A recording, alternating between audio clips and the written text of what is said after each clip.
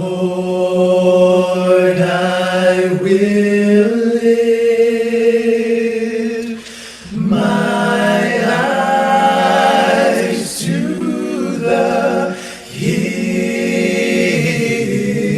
hills, knowing my help is coming from you. Your peace you give me in time of the storm. You are the source of my strength. You are the strength of my life. I lift my hands in total praise to you.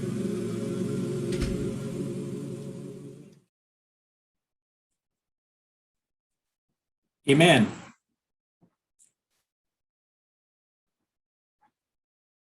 And good day to everyone. In normal CTU style, we begin our event with an invocation, and we ask God's blessings on our proceedings over these next couple of days. So welcome everyone, and thank you for joining us today at the 17th Caribbean Internet Governance Forum, being hosted by the Caribbean Telecommunications Union. And my name is Nigel Casimir. I'm the telecommunications specialist at the CTU Secretariat, which is based in Port of Spain, Trinidad. In our 17th Caribbean Internet Governance Forum, our theme is going to be, or is, the Caribbean Internet Governance Priorities for Post-COVID ICT-Driven Development. And this event will take place over the next 2 days, today and tomorrow, the 24th and the 25th of August. The provisional agenda for this event is posted on the webpage of the 17th CIGF, and we will be posting the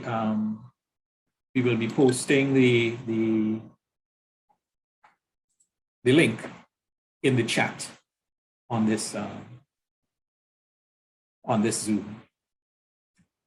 We'll be having several presentations and discussions, and during the presentations, we ask that you post your questions into the chat, into the Zoom chat box, and in order for them to be easily seen and efficiently addressed, we, however, recommend that in typing in your question, you label it. You begin typing with the label capital Q, capital U, and then you type your question, so that in all the messages that will be in the chat, we'll be able to quickly identify which ones are questions.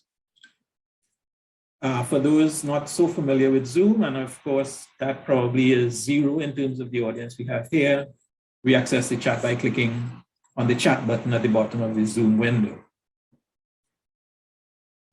And using the chat, of course, it could be useful because there might be limited opportunities for verbal interventions. In doing so, though, remember to take note and select the appropriate recipient of your chat message. Pick the appropriate recipient from the drop-down list. In labeling yourself on Zoom here, we ask that you use your proper name and also introduce yourself in the chat, basically giving your first and last name, the organization that you're representing, and the country. So for example, you might be able to see my label saying Nigel Casimir CTU. We are based in Port of Spain, and we are a regional organization. So that is what I will be putting into the chat. I mentioned we'll be having several presentations over the couple of days, and presentation slides will be posted on the event webpage on the CTU website at the end of each day. There will be opportunities for verbal interventions, And at those times, you are asked to utilize the raise hand feature for orderly management of interventions. Raise hand is accessible by clicking the reactions button at the bottom of the Zoom windows. But do remember to click lower hand after making your intervention as well, right? Which is also in that reaction. So you click raise hand, please remember to click lower hand as well. So we'll be moving now into our agenda. I basically just took us through the initial remarks and the invocation. And I would now like to welcome and invite our new Secretary General, who took up office the 1st of March of this year, our new Secretary General, Mr. Rodney Taylor, to give some welcome remarks. New Secretary General of the Caribbean Telecommunications Group. Rodney? Thank you very much, Nigel. Good morning, everyone. Welcome to the 17th Caribbean Internet Governance Forum hosted by the CTU and other stakeholders, other partners. I am Rodney Taylor, as Nigel pointed out, Secretary General of the CTU. But for today, we will set all titles aside. Our intention is to have an open and frank discussion in keeping with the model of a multi-stakeholder participation. So I'm Rodney today. I'm not the Secretary General of the CTU. I just happen to be privileged to give you these welcome remarks. And really, there's no formal speech. I just want to welcome you. I remember I was introduced to internet governance in the early 2000s, early to mid 2000s. I did a course with Diplo Foundation. Diplo Foundation is one of our partners, and you'll see more activity between the CTU and Diplo Foundation over the next few months as we offer capacity building workshops and training to our member states, and really to anyone within the Caribbean that is interested in learning more about internet governance. And I really look forward to that. But as a result of that, I participated in the IGF, I think it was around 2008 in Hyderabad, India. And I think that also actually opened my mind with respect to the issues around internet governance. Of course, at that time, we here in the region were really just focused on getting on the internet. I mean, no one really cared a lot about internet governance policy and standards, who was doing what in the internet space. And so I commend the CTU for being an early mover with respect to the IGF policy discussions at the regional level. And CTU was one of the first, you may have heard that before, that held an internet governance forum ahead of the Global Internet Governance Forum. But we have acknowledged that even though we've driven the IGF discussion at the regional level, that is really not ours to own. And so we've sought to establish the Caribbean Internet Development Foundation, and Nigel will speak a bit more about that. And there have been challenges in establishing that foundation, but I can assure you that we will definitely move forward to find better ways of engaging and making the CIGF truly a multi-stakeholder, not just in terms of planning the agenda, in terms of the discussions, but in terms of actually hosting it, and in terms of its development and the development of the internet governance policy framework that will also be discussed and presented today. Excuse me.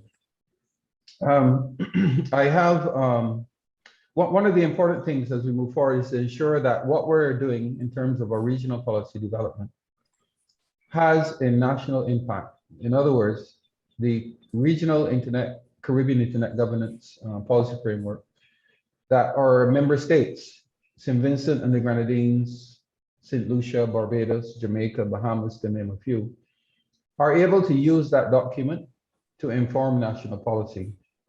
I can tell you from first-hand experience as chairman of the Internet Society Barbados chapter that is exactly what I did. I drew on that document to inform national policy. I drew on that document to make recommendations in my capacity as Chief Digital Technology Officer.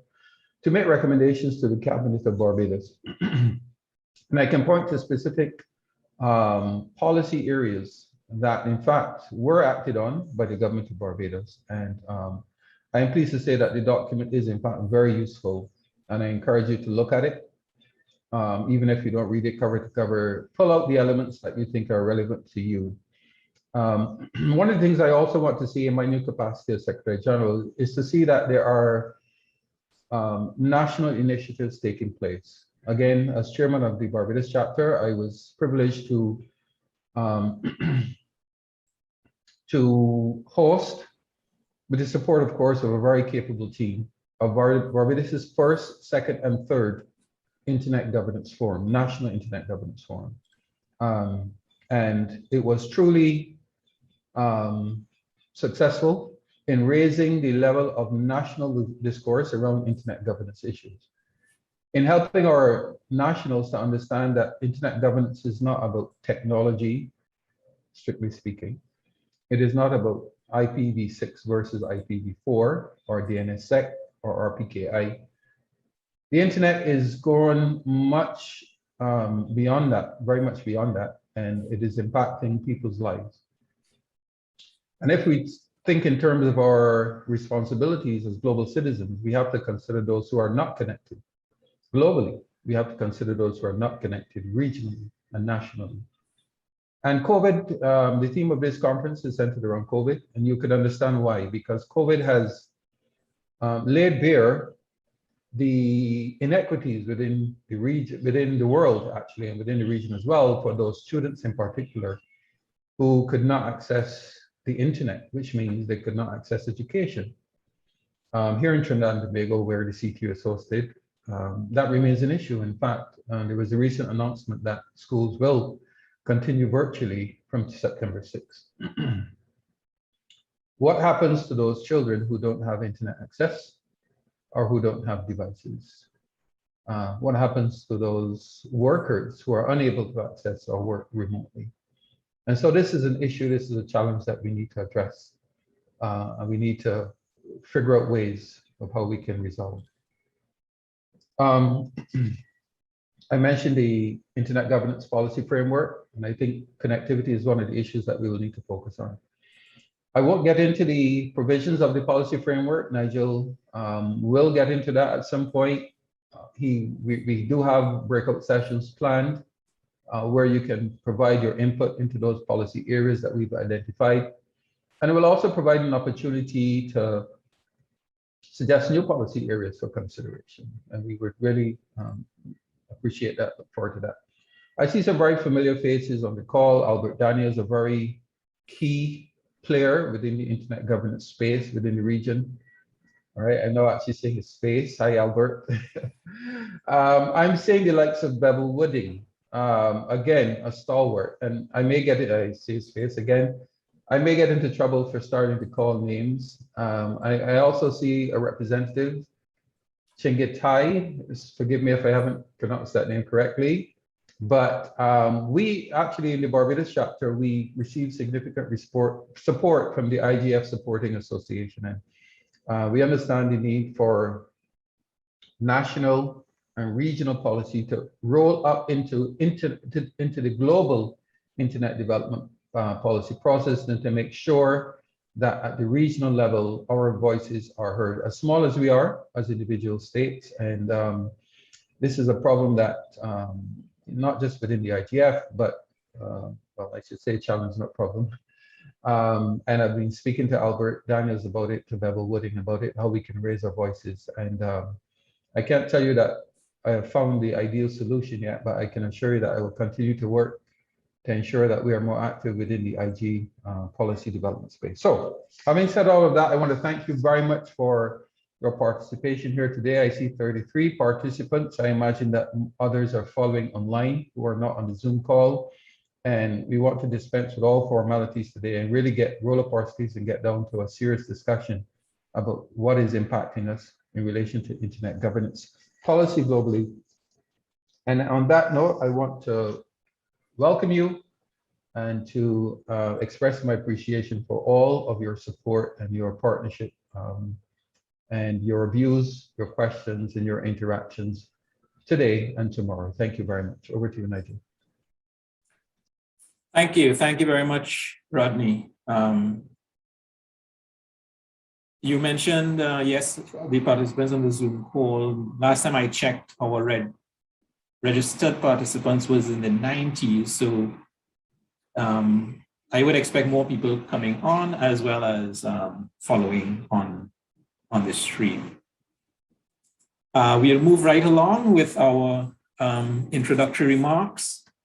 And the next would come from Mr. Chengetai Masango, who is the head of office at the UN IGF Secretariat based in Geneva. So Chengetai, you are invited to make your remarks now.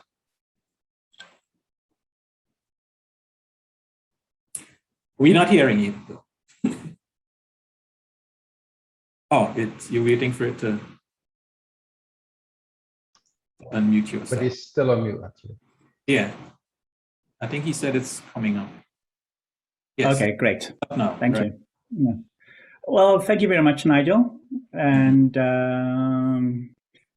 let me just start with my speech. Of course, since we're in the UN, we have written speeches. So, so distinguished delegates, ladies and gentlemen, and organizers of the Caribbean IGF. It is an honor to address you on this occasion of the 17th Caribbean IGF. And I am reminded that, of course, you were actually the first meeting of the Internet Governance Forum, which is before us. Yes. So before the global IGF. So my sincere congratulations for keeping it up. And you're still at number 17. And we are only going to be at number 17 at the end of this year. So congratulations to you, and congratulations particularly to the CTU and the organizing committee on this achievement, and especially in these times, which is not so easy. Since the outbreak of the COVID-19 pandemic, our lives certainly have changed. And what was routine for many of us, such as taking public transport to go to work, going to purchase our groceries, and seeing a medical expert, or visiting, just visiting friends, in a couple of days just turned out not to be recommended or even banned activity. So challenging times on so many fronts. And the mere fact that our families have been apart and that our health is endangered to the situations, and for many of us also facing financial losses and losing their jobs in the pandemic, has affected us mentally, socially, culturally, and also economically. Yet we are among the fortunate ones who have persevered, and this perseverance in times of the pandemic has much to do with the internet. The internet and digital technologies played an instrumental role in the times of confinement and have provided new avenues for the ways we've received health services, socialize, communicate, learn, and to work. I've just heard that the school children are still not going to school, right? So it's going to be a mixture of online learning as well. The fortunate ones who could afford stable connectivity and on also reliable devices could continue to live in these times. Indeed, many could afford these, but many more could not afford these devices and also for a stable internet link. Many lessons we have been learned during the pandemic. And one of the lessons is that the internet is becoming a necessity. Well, it's not becoming, it is a necessity. And that its meaningful accessibility and affordability for all must be a priority to address.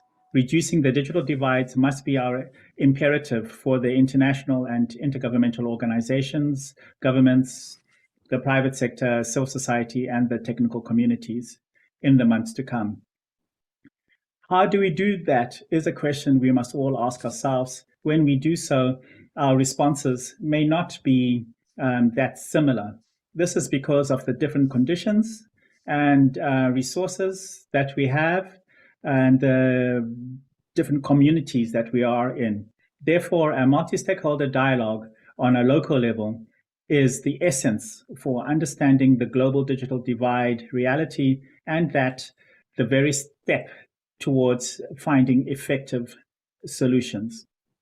I am happy that the Caribbean IGF will be focusing on discussing the post-COVID ICT-driven development and learning about important changes that the multi-stakeholder community has done over the course of the next 2 days.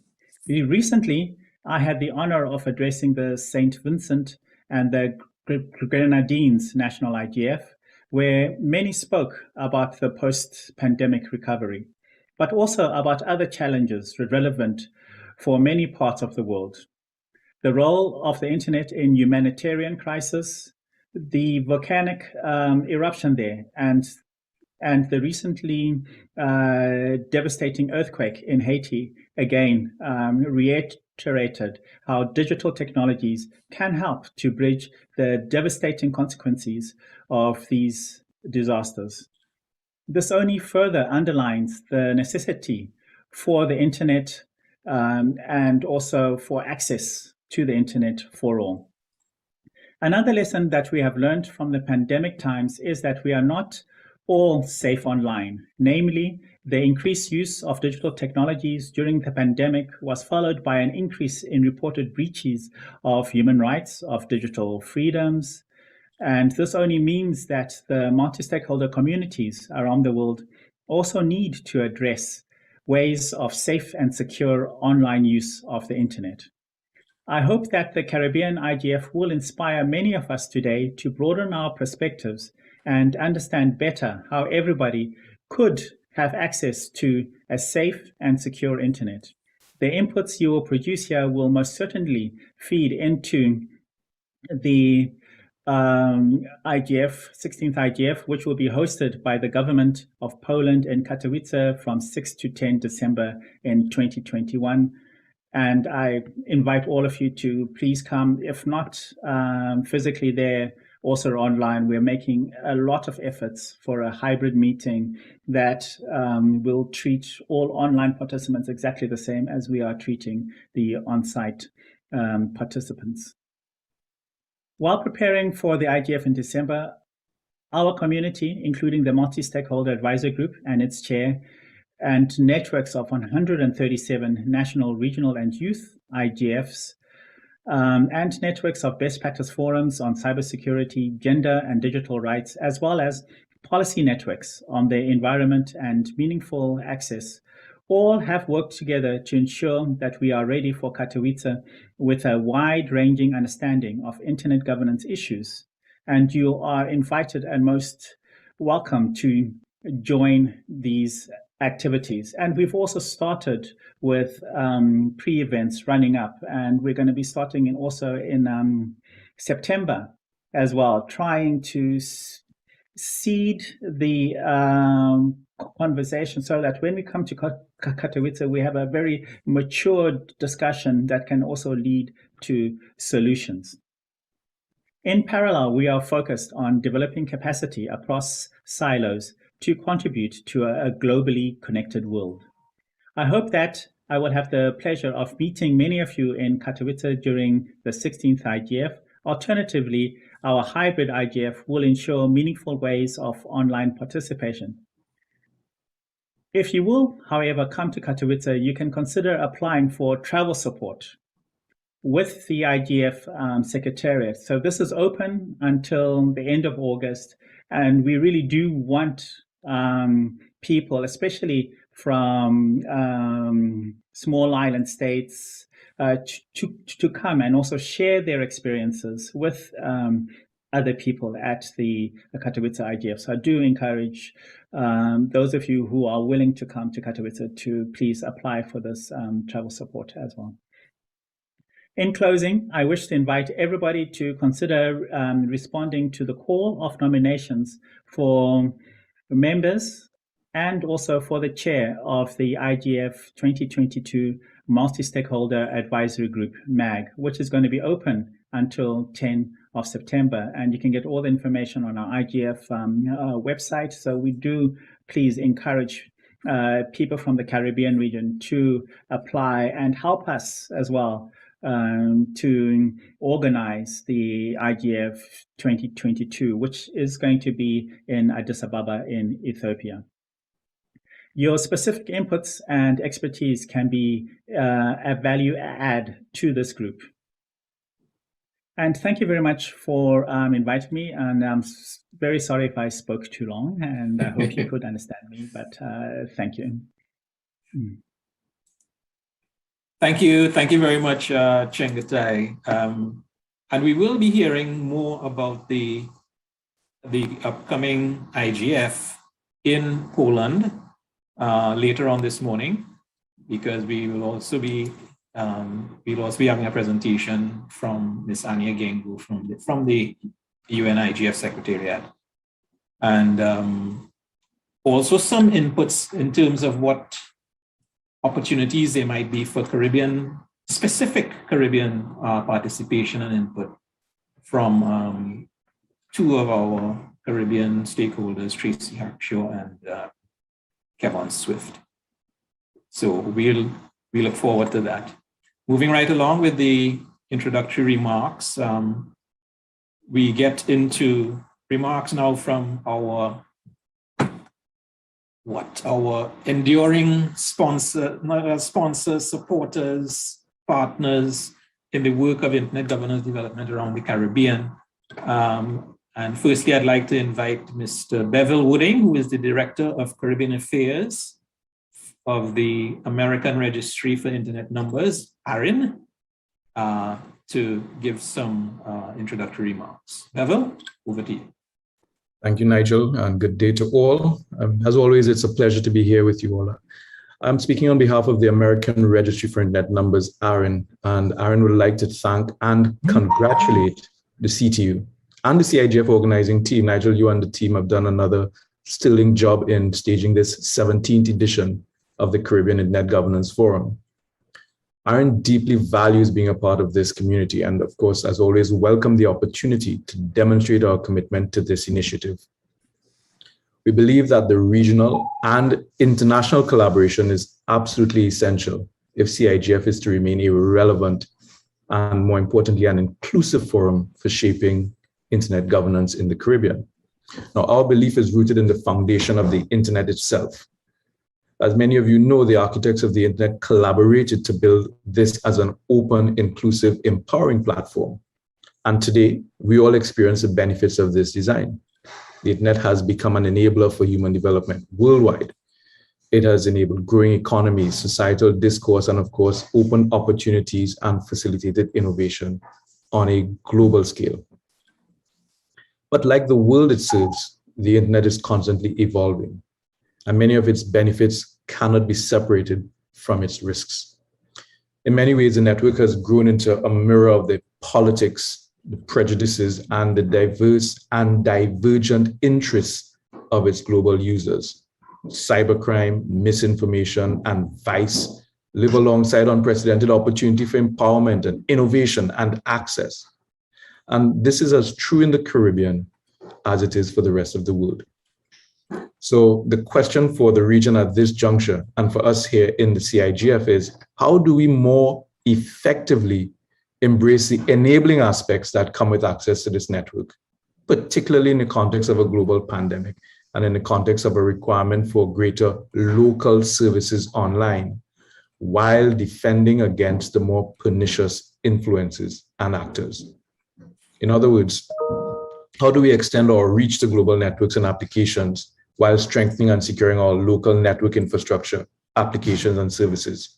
Or put it differently, how do we access vast global content repositories while preserving, expanding, sharing, and even profiting from our own cultural assets and preserving our own cultural identity on the global stage? ARIN welcomes these important and necessary discussions, and we believe that for the proper response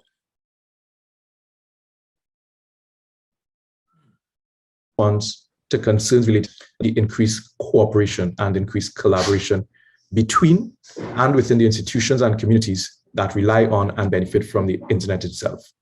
This includes governments, IORGs or the internet organizations, development agencies, educational institutions, private sector enterprises, and of course, civil society.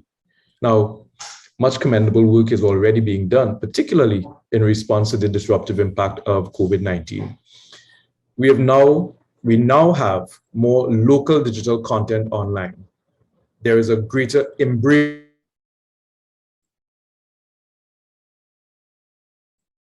of an appetite investment in digital transformation initiatives. However, I believe, and I'm sure many of us in this forum also believe, that there is always more that can and should be done. And for the reasons that have already been identified both by Rodney and Nigel and others, the digital divide continues to widen. Our children and other vulnerable groups online face new and more sophisticated risks. False and deliberately misleading information tear away at the public trust and stoke division and anxiety throughout our communities. Never before has it been more important for us to work together to ensure that we navigate the way forward responsibly and relevantly. As we mark the opening of this 17th Cigf, let us use this time together to construct more appropriate regional solutions to our regional challenges. And we can draw upon the history of the Caribbean Internet Governance Forum for our lessons for the future. As with all issues discussed in this forum over the years, there are solutions. And that's why we're here, to find those solutions, to take our common interest in perpetuating the benefits the internet has brought to the globe and translate it into practical value for our societies and communities. We believe that to do this, we must be willing to freely share our experiences, our ideas, and our ideals.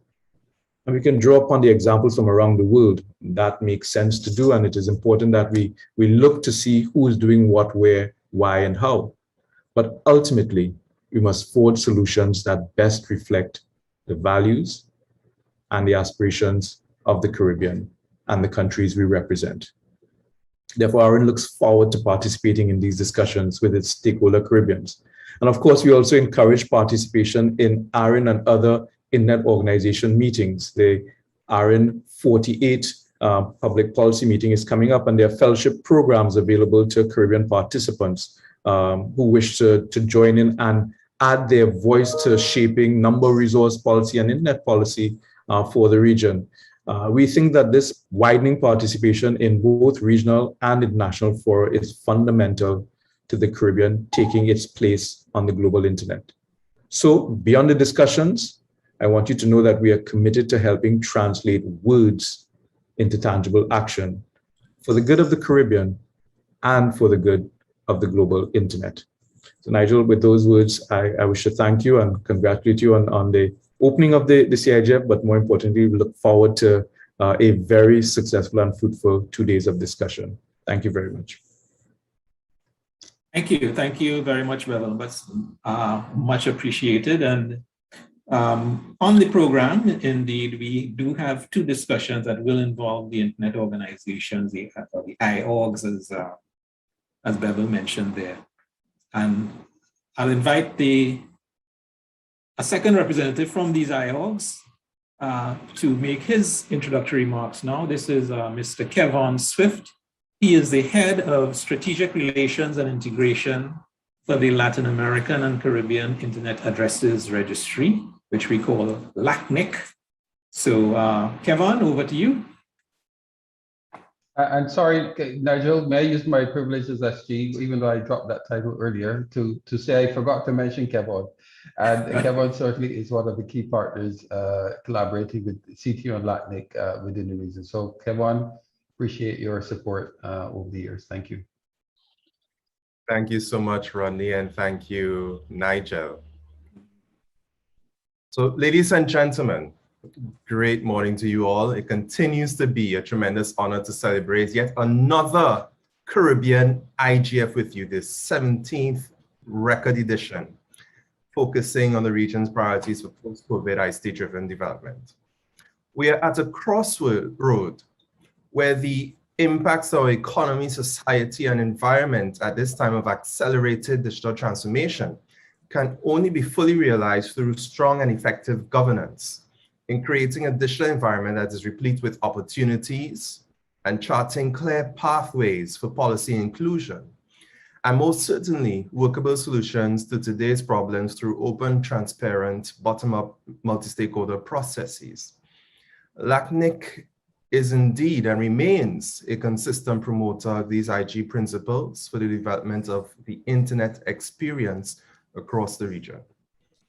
At LACNIC, we have observed some interesting facts about the region's internet development. Despite the obvious uptick in demand for internet services during the pandemic, requests for numbering resources have remained unaffected. But this is not a terrible thing, as over 95% of LACNIC members have both IPv4 and IPv6 resources. So it's just a question of when operators and critical infrastructure providers will be deploying the latter. We actually ran out fully of IPv4 resources in August of 2020. On a less pleasant note, we have seen a significant increase in the occurrence of ransomware attacks, as reported by our CSIRT. Just last year, the amount of money paid in ransomware rose to over 300% compared to what it was the previous year before the pandemic. In terms of opportunities at the registry, as part of our pivoting strategies, our virtual biennial events are complete with language services and have been gaining very significant participation by people who may not have had the opportunity previously to attend in person. And of course, we even conduct now our community-based engagements, LACNIC on the move, via this virtual format, with the equal positive impacts of expanded reach and interaction. Looking at the availability of internet governance courses within Latin America and the Caribbean, there was a significant point that Rodney had mentioned about the Diplo courses, and I think a lot of us had actually gone on induction to this space thanks to the Diplo Foundation. But at LACNIC, we wanted to ensure that we had material with Latin American and Caribbean perspectives in mind. So LACNIC created and launched last year its Introduction to Internet Governance course, compiled by two regional IG scholars, Dr. Carolina Aguirre and Ms. Fatima Cabronero, and customized by us at LACNIC to highlight the achievements of regional actors, including the CTU, having convened the first regional IG process in the world. This course runs at 2 periods during the year and is currently available in Spanish, but it's my personal endeavor to make sure that this course will be available in English so that the English-speaking Caribbean and others may take advantage of this uniquely curated body of knowledge. In closing, I'd like to thank the CTU once again for its yeoman service on behalf of the region in convening this space. Congratulate you, Rodney, a CTU stalwart who is now acting in the capacity of Secretary General, and thanks to all of you connected today for making the region's internet experience what it is we have come to know. Back to you, Nigel. Thank you. Thank you very much, Kevin, and we look forward to your further contributions later today and tomorrow to this 17th CIGF. We move on to our next stalwart partner, which is the Internet Society. And I'm inviting now Mr. Shernan Osepa. He is the Director of Caribbean Affairs and Development for the Internet Society to make his opening remarks. Shernan? Yes, thank you. Sorry, and I promise not to intervene anymore, but of course, how could I not welcome Shernan Osepa, a stalwart partner, yes. You know, participated first, second, third Barbados National IGF. So personal welcome to you, Shernan, and I promise I will endeavor not to interrupt anymore. Thank you very much, Rodney. Thanks you also, Nigel. Hello to all, good morning, good afternoon. First of all, on behalf of the Internet Society, I would like to thank the CTU for organizing this event and also for inviting us to this 17th edition of the Caribbean Internet Governance Forum. An Internet Governance Forum is not just another event. It's the event, if properly used, that has all the ingredients that can help us to get a much bigger impact on a national or regional level, especially as we go through the pandemic, more and more we realize that the internet is the most powerful tool that all of us needs to embrace. But we do realize also that almost half of the global population doesn't have access to this valuable tool. In the Caribbean, we are seeing this disparity as well, with some territories having internet penetration of just around 30%, and we need to do something about this. Our own organization, the Internet Society, is committed to bring a change in this regard. That is why we have been focusing and partnering with key stakeholders to get the unconnected, especially in rural areas, connected. We also have a big responsibility to educate internet users, especially the youth, regarding the challenges that exist in a connected world. In this regard, we have some very specific programs focusing on cybersecurity and encryption. The Caribbean has its unique challenges. That is why I believe we should use this IGF and other fora to develop our own key indicators. We do need empirical data. Most of the times we focus on trying to solve problems, but we don't have empirical data to back up basically what we're trying to do.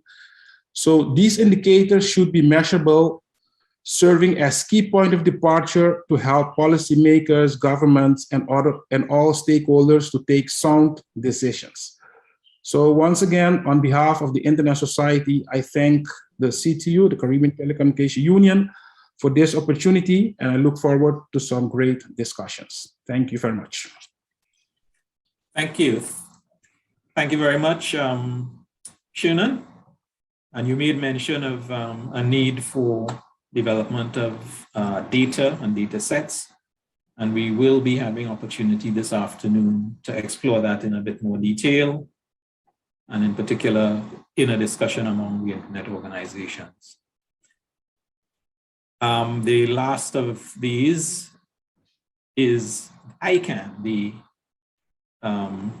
Internet Corporation for Assigned Names and Numbers. Our regional representative in the Caribbean is Mr. Albert Daniels. He is the Senior Manager for Stakeholder Engagement in the Caribbean for ICANN. And I'm inviting Albert now to give his introductory remarks. Albert? Thank you very much, Nigel. Secretary General of the CTU, distinguished ladies and gentlemen, good morning. Good morning. For the global IGF, ICANN, the Internet Corporation for Assigned Names and Numbers, has been a key player and supporter, not only from a financial perspective, but also as a reference organization when discussing the multi-stakeholder model, jurisdiction issues, management of internet critical resources, and more recently, privacy. From an organizational perspective, historically, ICANN has had a seat on the IGF's multi-stakeholder advisory committee and has been deeply involved in high-level discussions about the IGF. ICANN follows NRIs for a variety of reasons. We divide these reasons into 4 categories. First of all, very importantly, outreach and engagement, setting the record straight, ensuring that stakeholders have accurate and up-to-date information, capacity development, and also finally ensuring the security, interoperability, and stability of the internet. A key element of NRIs is the discussion around the production of binding or decision-making outcomes. And a very good example of this is the Caribbean IGF, now in its 17th iteration, which produces the Caribbean Internet Governance Policy Framework, a document which is, and I quote, a significant product of the work of the Caribbean Internet Governance Forum and provides a foundation from which common regional approaches to internet governance may be forged. It proposes a vision for Caribbean knowledge-based society, a mission and guiding principles for internet governance policy development in the Caribbean, and makes specific recommendations for priority action. It also implements considerations for successes which are proposed. The intent of this document is to stimulate development of harmonized national policies and best practices in internet governance appropriate to support the aspirations of Caribbean for economic and social development, unquote. So it is from this perspective that it is the intent of ICANN to continue to support the Caribbean IGF, expanding our contribution to the agenda, particularly with speakers on technical topics, introducing participants to relevant ICANN Learn online courses, and generally to add communication support to increase the participation in the Caribbean IGF by Caribbean stakeholders. With this in mind, we are pleased to join with our Internet Organization IOG colleagues from ARIN, LACNIC, and ISOC as we seek to discuss important Internet-related topics and find solutions to common problems with the realization that the fullest progress can only be achieved through collaboration and the application of our collective efforts to address the issues. ICANN congratulates the Caribbean Telecommunications Union on its facilitation of efforts over the past 17 years, and especially efforts of Secretary General Bernadette Lewis, and particularly Nigel Casimir for his pivotal role in the IGF. And we look forward to continuing to work with the CTU under its new Secretary General, Mr. Rodney Taylor, who said that we can call him Rodney, who I must say has hit the ground sprinting like a Jamaican 100 meters athlete. With these few words, we look forward to a successful and productive IGF. I thank you. Thank you. Thank you very much, Albert. I see people are continuing to join the meeting, and just repeat myself by saying, when you join, please make sure that you have properly labeled yourself with name, organization, and country, such that we can easily recognize who you are. So thanks for all those kind words from all our partners and relevant stakeholders in this Caribbean Internet governance effort. We will move on now to the next item on the agenda, which really is an annual stock taking of the CTU's work in internet governance. So I will take on that role. Let me just pull up my screen so that you may be able to see my presentation on this.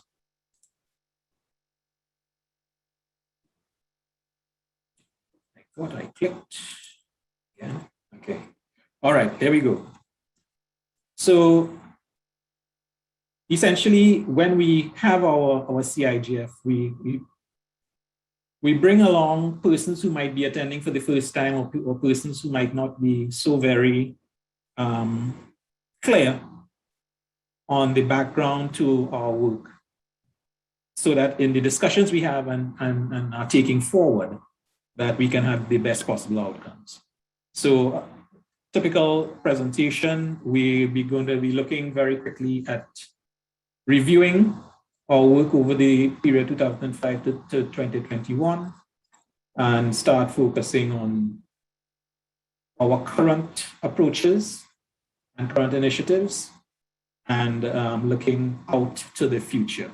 This basically sets the stage for the rest of the discussion over the 2 days, and hopefully gives everyone a common understanding of where we are.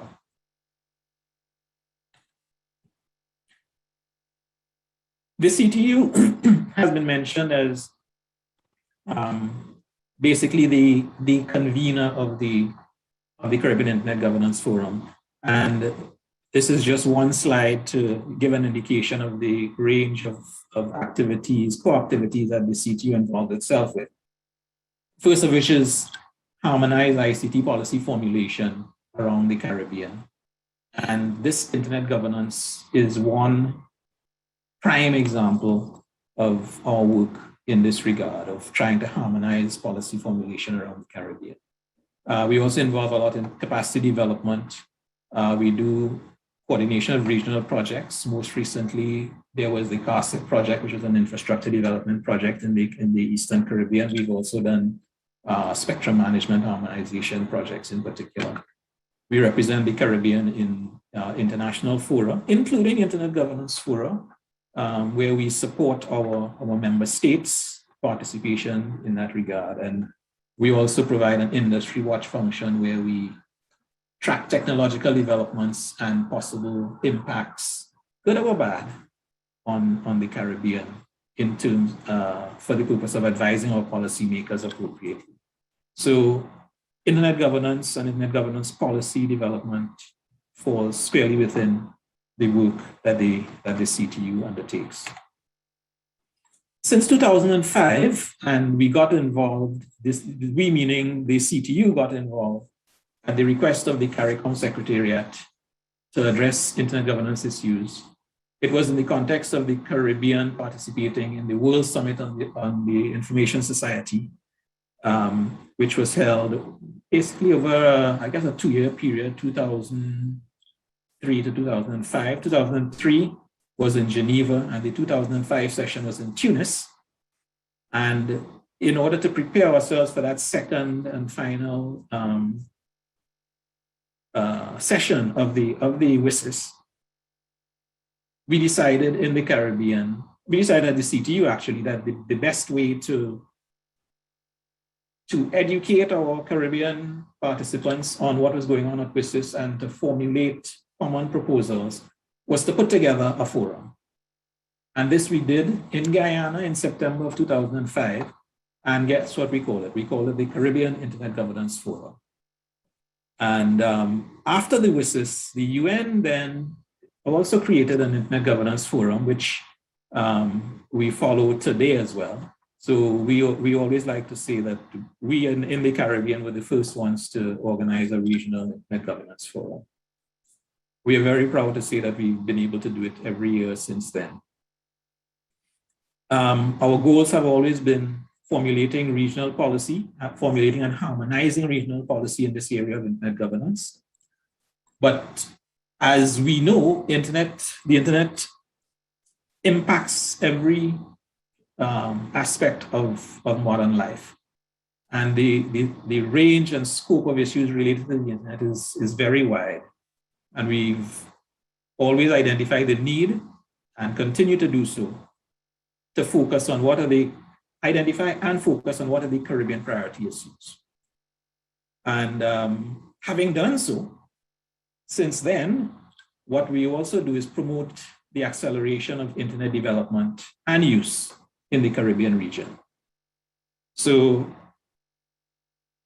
from 2005 through to now, this has basically been our approach and mantra. So we created this Caribbean Internet Governance Forum. Mentioned it's the longest running in the Regional Internet Governance Forum. Rodney mentioned that it's non-hierarchical, it's multi-stakeholder. CTU is the convener, but basically we've used the facilities of the CTU, the convening power of the CTU to bring together representatives from all the stakeholder groups. I'm happy to say that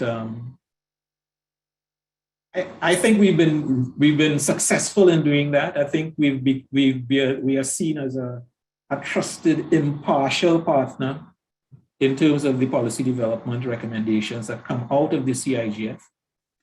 And but going forward, we would like to diminish as much as possible our ongoing role and replace it with a more fulsome representation of the stakeholders running the show as far as CIGF is concerned.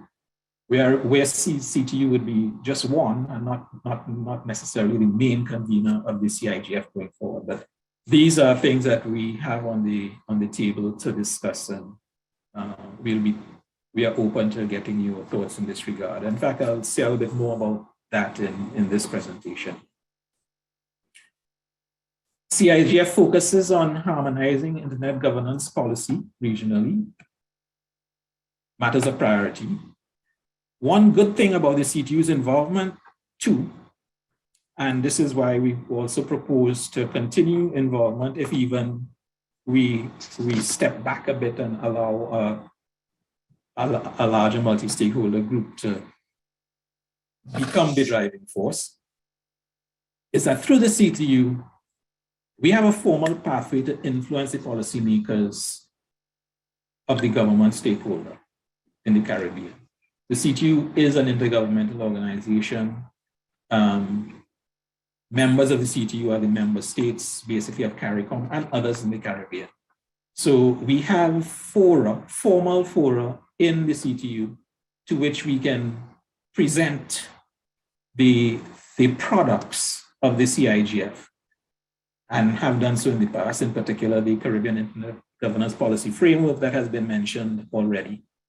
And each time that we evolve it, that we update it, it is presented back there and for the guidance of our member states. So we get it in the face of the policymakers in the region. So that I think is one key advantage of the CTU's continued involvement. And we've heard Rodney mention in his opening remarks that they found it quite useful as an informational and guidance document for their work in developing policies in Barbados. So, I know in other territories, it has also been the benefit of cabinet attention. You know, so we're very happy to do that, and I think that is one way that we can have great influence on the development of internet policy around the Caribbean. So in that way, we have always been more than just a preparatory meeting for other IGFs. We have always sought to develop policy to inform our policymakers.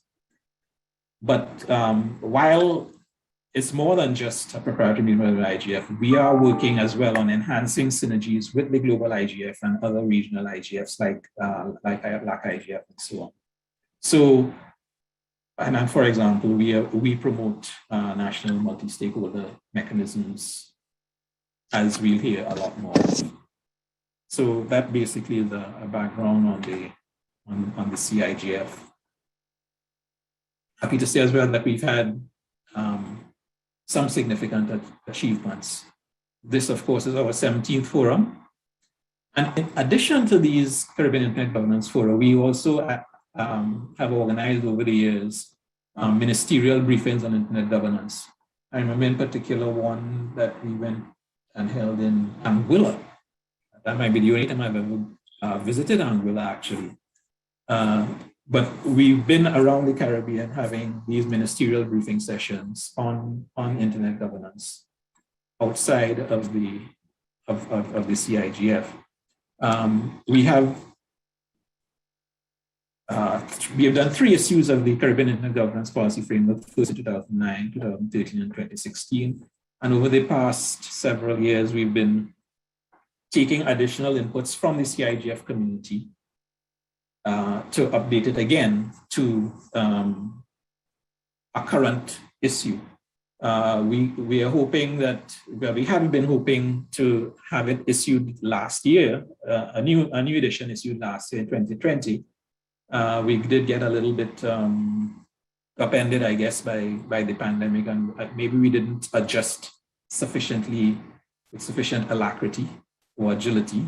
So we are still in the process of updating the 2016 version, and we'll be having sessions at the CIGF, and I'll be talking about the online facility that we recently reestablished in the CTU to permit ongoing discussions even after this 2-day session is completed. The policy framework has guided the CTU in its work in internet governance development, internet and internet governance development around the Caribbean, such that one of the big events the CTU did, beginning from its 20th anniversary in 2009. The last one was held, I think, in 2018 in Guyana. We created an event that we call the Caribbean ICT Roadshow, which visits different member states of the Caribbean, performs outreach to communities that don't necessarily appreciate or understand fully the impact of technology and that technology could have in improving their daily lives. And we have these road shows that we undertake, part of which deals with internet governance matters. We have had 23 such road show sessions, including where internet governance, technical and policy issues have been addressed in 18 of our member countries.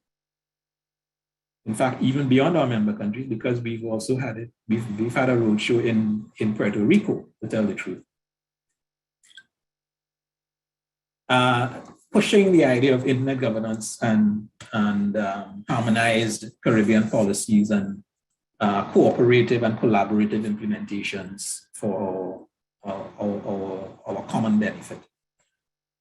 We've also hosted the South School of Internet Governance. This is an initiative coming out of South America, I think Argentina actually. They also have a success story to tell, the South School of Internet Governance, because they I think in 2018 or 2019, celebrated 10 years of existence and programs. We at the CTU hosted the CTU South School of Internet Governance as part of our capacity building initiatives in internet governance. It was in 2014 and it was held here in Port of Spain at the Hilton Trinidad. We've also walked the talk in terms of the recommendations of the policy framework by promoting the development of IXPs around the Caribbean, Internet Exchange Points. We've had some 18 IXP workshops in 14 Caribbean countries, and that effort continues.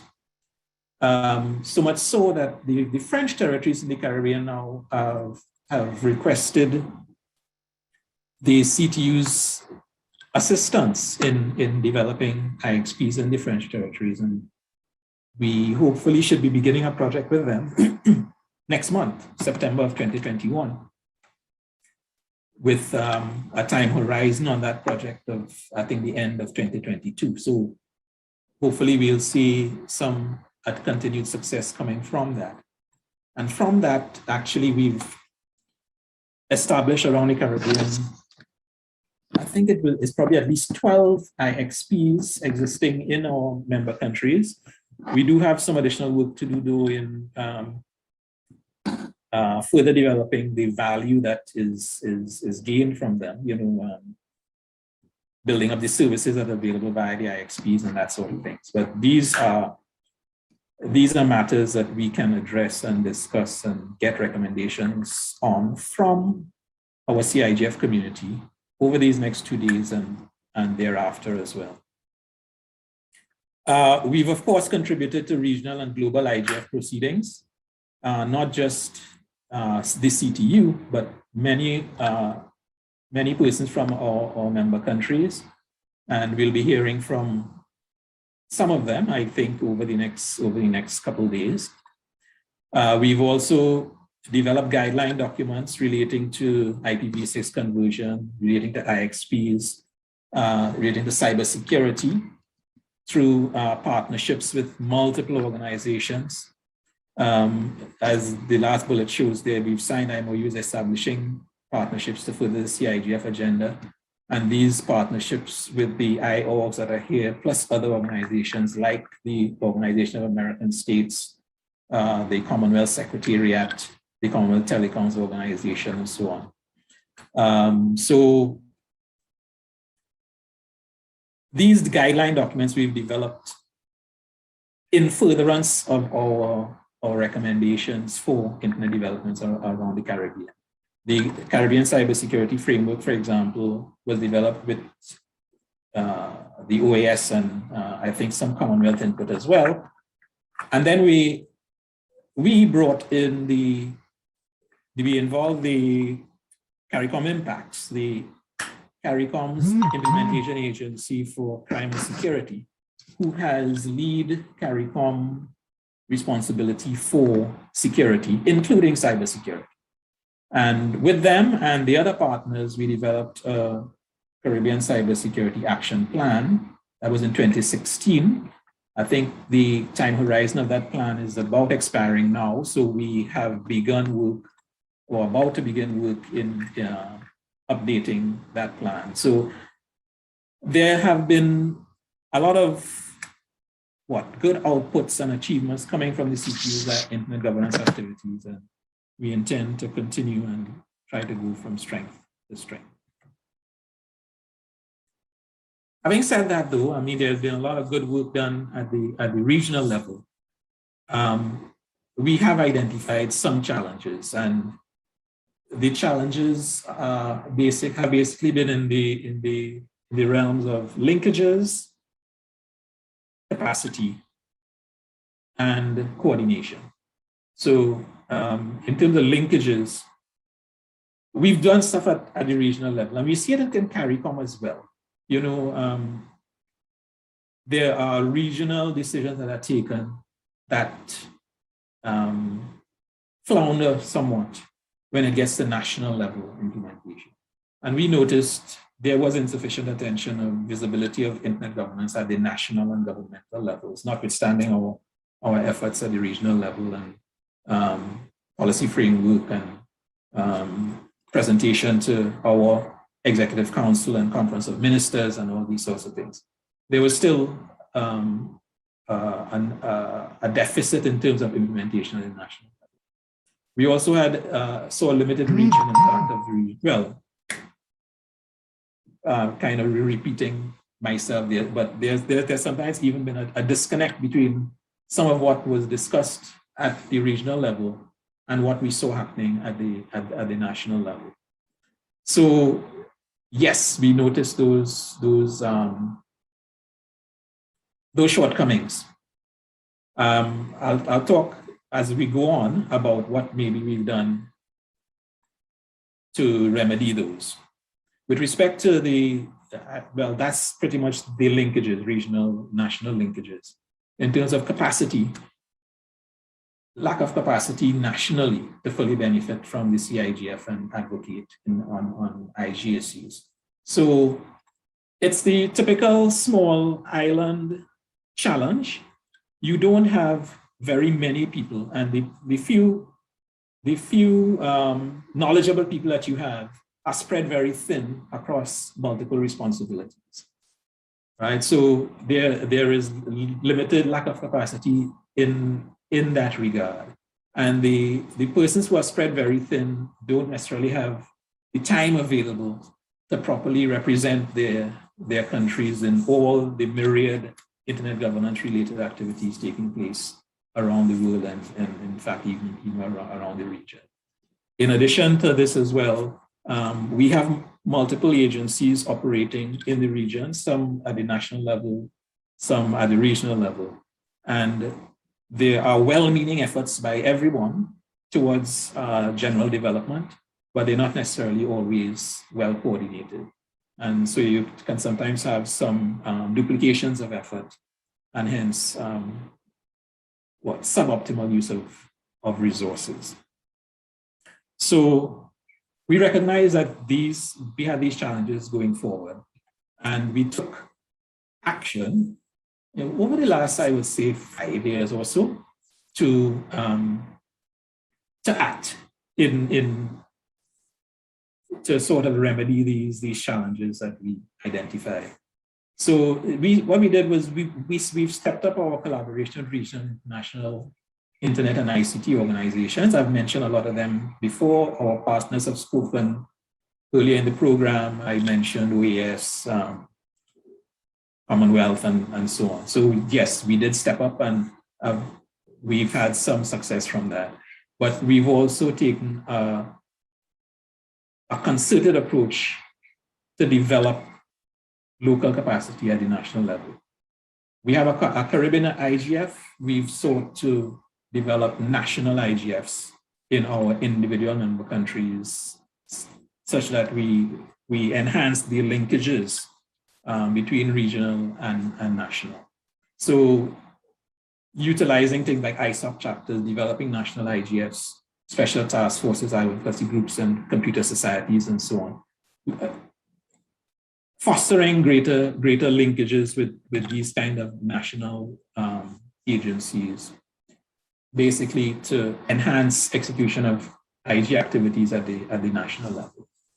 We've pursued progressive awareness and education campaigns, pushing more regional consensus policies, pushing the development of computer incident response teams, our computer security teams, special efforts to enhance the operation of our country code top level domains, operators in the region. Several of our member countries actually just outsource the operations of their CCTLDs to organizations that provide such services. There are others, though, that utilize homegrown talent and skills to run their CCTLDs. And we at the CTU would prefer to see the capacity being developed in the Caribbean to run the CCTLDs and, in fact, any other internet domain type businesses to boost our digital economy in the Caribbean. In addition to which, this would help. This type of approach is helping us to implement projects like IXP developments, IPv6, DNSSEC, and so on around the Caribbean. So reaching into, developing national capacity essentially is part of what we're doing. I mentioned this earlier that the CTU is currently the convener of the CIGF, and we pursuing consultation, capacity building, mobilization, and so on. But the model we really want to go to is one where we have a multi-stakeholder organization convening the CIGF, where the CTU plays a part, and also providing guidance to national IGFs. Also providing guidance to national IGFs, who doing the same sort of work at the national level, supporting and complementing the work that the CIGF is doing at the regional level. The CTU has proposed an idea, an organization that we call the Caribbean Internet Development Foundation, where we envisage the partners, the internet partners, multiple stakeholders being a part of this organization. We started a concerted effort early last year to make this operational, but that effort was interrupted by the COVID-19 pandemic. And after we had a special session and launch in February, from March of 2020, those plans were kind of put paid to. So it has afforded us now an opportunity to relook the idea of the Caribbean Internet Development Foundation. And we are doing so to see if we can find a more streamlined, maybe somewhat less bureaucratic means to manage the multi-stakeholder interaction, to run to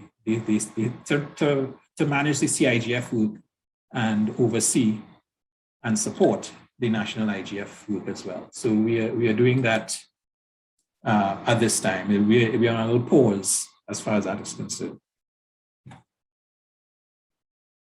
So looking forward, and this is where we are open to the ideas of the CIGF community, and we'll be soliciting your thoughts over the next couple of days and thereafter to take us forward. We're continuing our thrust towards national IGFs and developing national multi-stakeholder communities. The CTU is going to be continuing its work to promote implementation of the policy recommendations. I mentioned that we at the CTU use the policy recommendations to guide what we do as far as activities in the internet governance way. So we will be promoting a similar approach for our individual country members to pursue as well. We will continue pursuing the sustainable multi-stakeholder arrangements. I mentioned the CIDF just now, and that we are reviewing to see if there might be an appropriate alternative. Continue to enhance linkages with other IGFs. A feature of the CIDF now is reports from the national IGFs, and we'll be having those in a short while, actually, including the UN IGF. We will be also continuously reviewing our policy framework document, reviewing what our priorities are, and the theme of this year's forum is exactly that. Reviewing the Caribbean internet priorities for our post-COVID situation. And we're going to continue to enhance the process of ongoing collaboration to leverage online modes. In fact, I'm going to show a little bit about that just before I end this presentation. So this is kind of how we see it. We are going to use the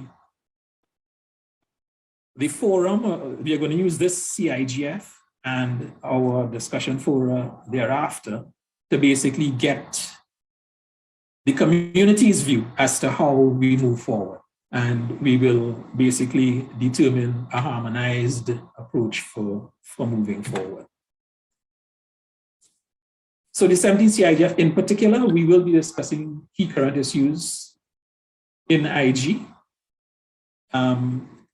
Different specific things have been mentioned.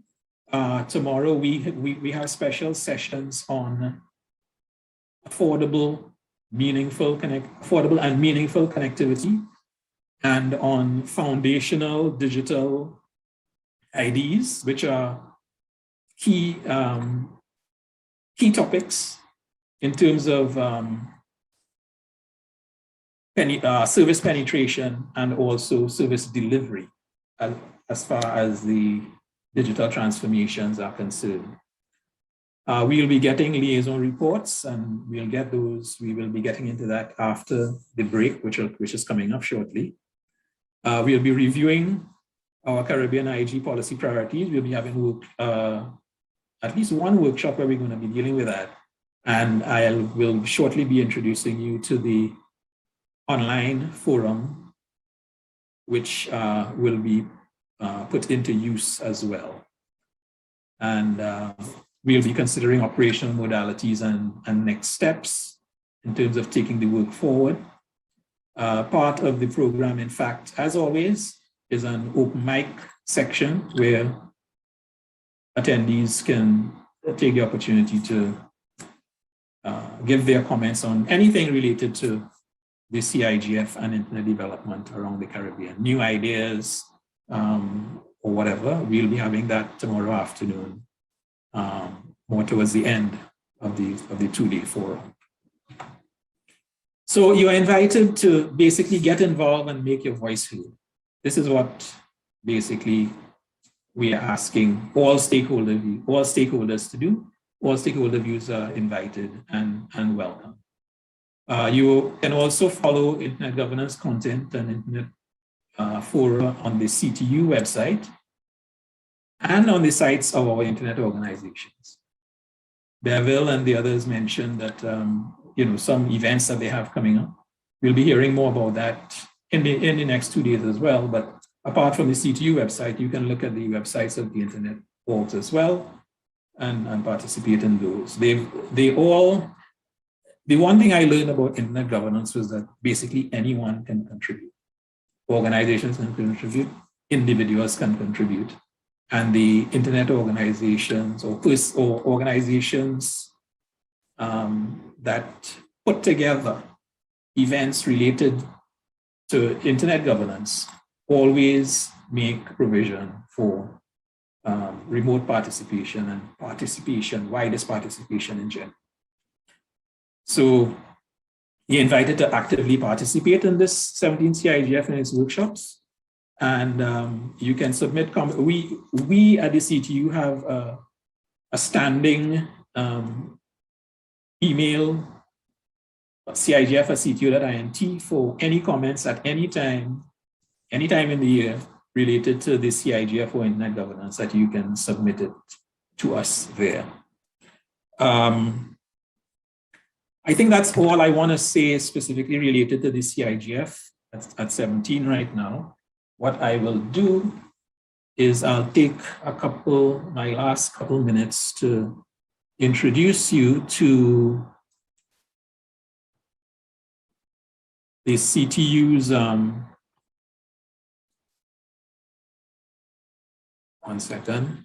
online forum, where you can, okay, let me just share this particular screen now.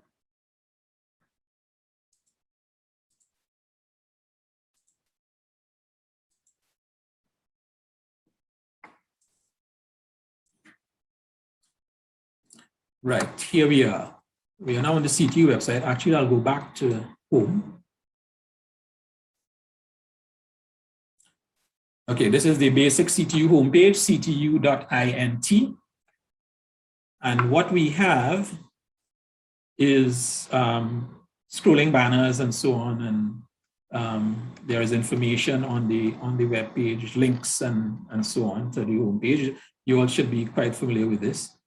In the last couple of months, we've had some developments to the website, and up in the top right here, there's a button for discussion forums, and there's another button for cybersecurity portal. Those are two areas that require registration of participants. So here I'll click on discussion forums. And these are the ones that we currently have developed. Spectrum management, internet governance, and there's a general forum where I guess from time to time we'll be posting discussion topics generally in ICT. For the moment though, we're focusing on the internet governance discussion forum. So you click view forum, and it takes you into this page.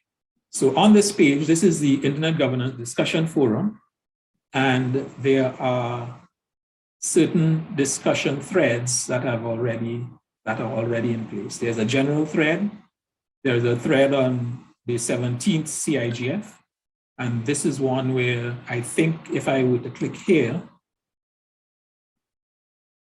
this gives an explanation of the thread. I think there was one suggestion that came in on this discussion forum for 17 CIGF for topics, suggested topics from Facebook for the upcoming CIGF, data tools for disaster risk and so on, and the internet's role in the road to recovery for Caribbean tourism industry. We've actually included on the program of the 17 CIGF, in fact, this afternoon, there'll be a presentation from Facebook about these data tools for disaster risk management and public health. It's all under the rubric of an initiative they call Data for Good. So we'll hear more about that this afternoon, but this is an example whereby a particular individual submitted a comment into the discussion forum related to the 17 CIGF. All right, so I click back to go back to my internet governance. There is a discussion forum, there's a discussion thread established for updating the Caribbean Internet Governance Policy Framework to version 4.0. This is one workshop we're having this afternoon, but you are definitely invited as well to register yourself for this online discussion forum. So if I click it here, there is an explanation of what the forum is about. There are links to relevant documents like the version 3 policy forum. And within the policy, this document, this policy forum document, over the past two years or 3 CIGFs, I forget now exactly, we've had discussions to review and update parts of it already. The mission, the vision, the mission, the guiding principles, and the, I guess the main priority areas. So there is a document here which shows a link to the status of the agreed revisions for version 4.0 to date. And in this 17th CIGF, we'll be looking a little more closely at some of the specific policy recommendations contained in the policy framework document to see what is worthy of being updated, what additions, what deletions might be appropriate. So that would be part of our work this afternoon in that workshop session. The point of my showing this, though, is to draw your attention that this discussion forum exists and you are invited to take part.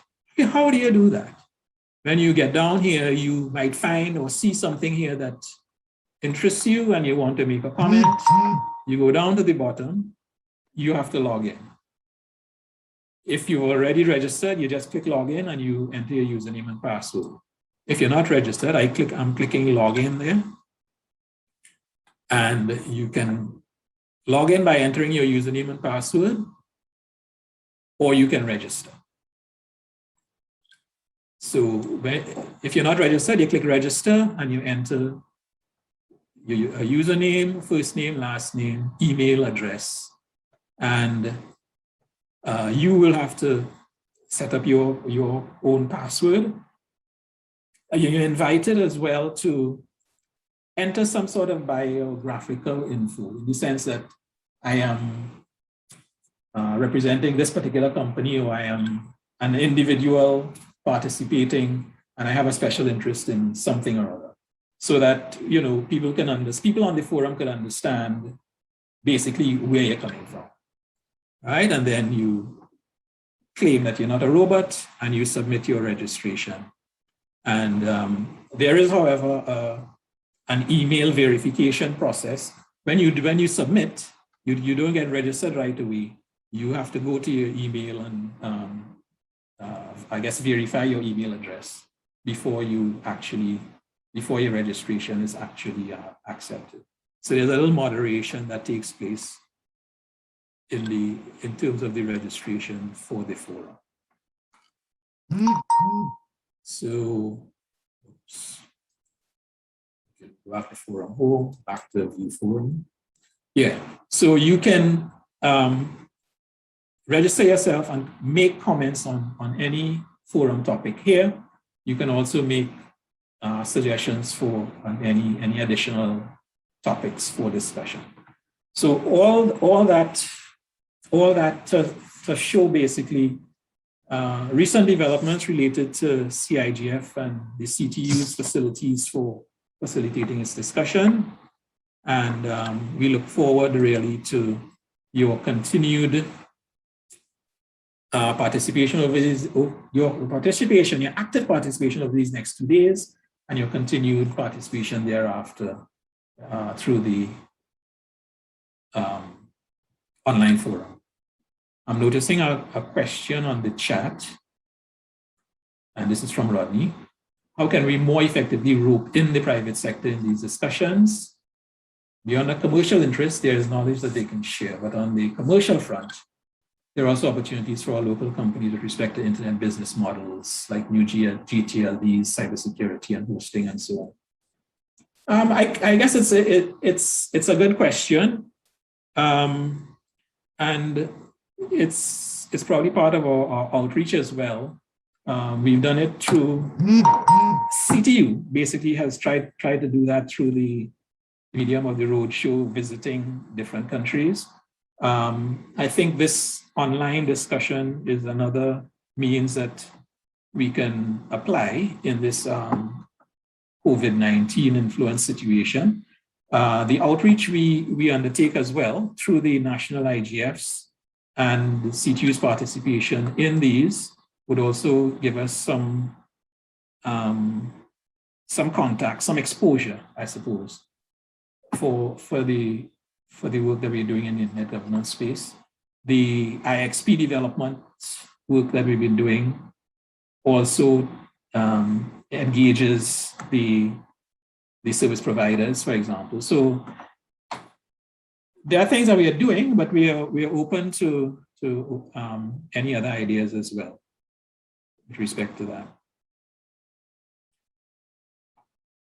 Okay, so I'll stop there for the moment. Any other questions that anyone might want to pose? We are just about at the break time.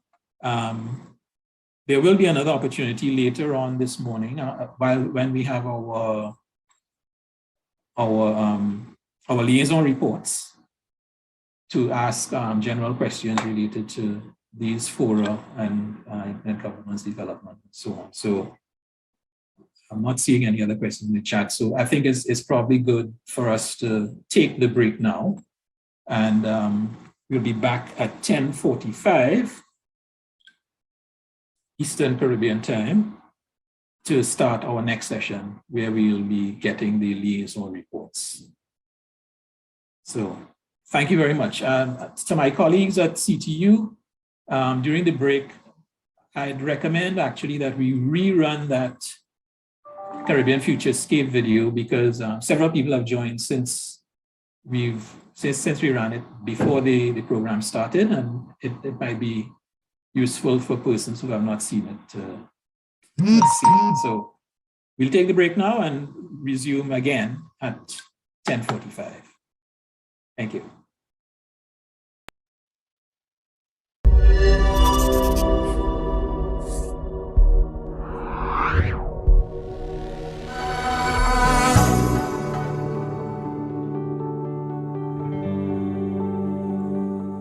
Welcome to the Caribbean Futurescape, a Caribbean of the future, a digital Caribbean single market and economy. Caribbean Futurescape is a futuristic representation of what the digital Caribbean single market and economy, or CSME, will be like. Designed by the Caribbean Telecommunications Union, or CTU, Caribbean Futurescape demonstrates how the CSME could be fully established and functional using information and communication technologies. Its primary objectives are to raise awareness and educate senior government officials and citizens about the potential of digital technology to transform every aspect of life, and importantly, to demonstrate that such transformation is within reach. Visitors become citizens of Caribbean Futurescape, or CFS, and are immersed in a fully interactive, technology-driven digital environment. A first in the Caribbean, in which they are able to perform everyday tasks that have been enabled by information and communication technologies, often called ICT. As you enter the CFS digital ecosystem, your registration is confirmed by a facial recognition system or by entering your name. Once your identity has been verified, you are then issued an EID, a unique digital identity card, which grants access to all the services in the CFS and allows you to move seamlessly from one country to another. Citizens can access from any country all the important services they need to live their lives effortlessly and productively, such as education, health, and other government services, all done digitally. All the transactions undertaken are recorded digitally, and the CFS citizen will receive alerts sent to their mobile phones or digital devices confirming those transactions. The EID is a fundamental aspect for living in the future digital Caribbean, as it confirms your status in all the important areas of your life and allows freedom of movement. The EID will provide access to all the information regarding the citizens' interaction with their government and other governments in the Caribbean. Digital transformation brings endless possibilities. Here are some examples. Citizens process residential or commercial land transactions via the online land registry through the use of their EID at home or another territory.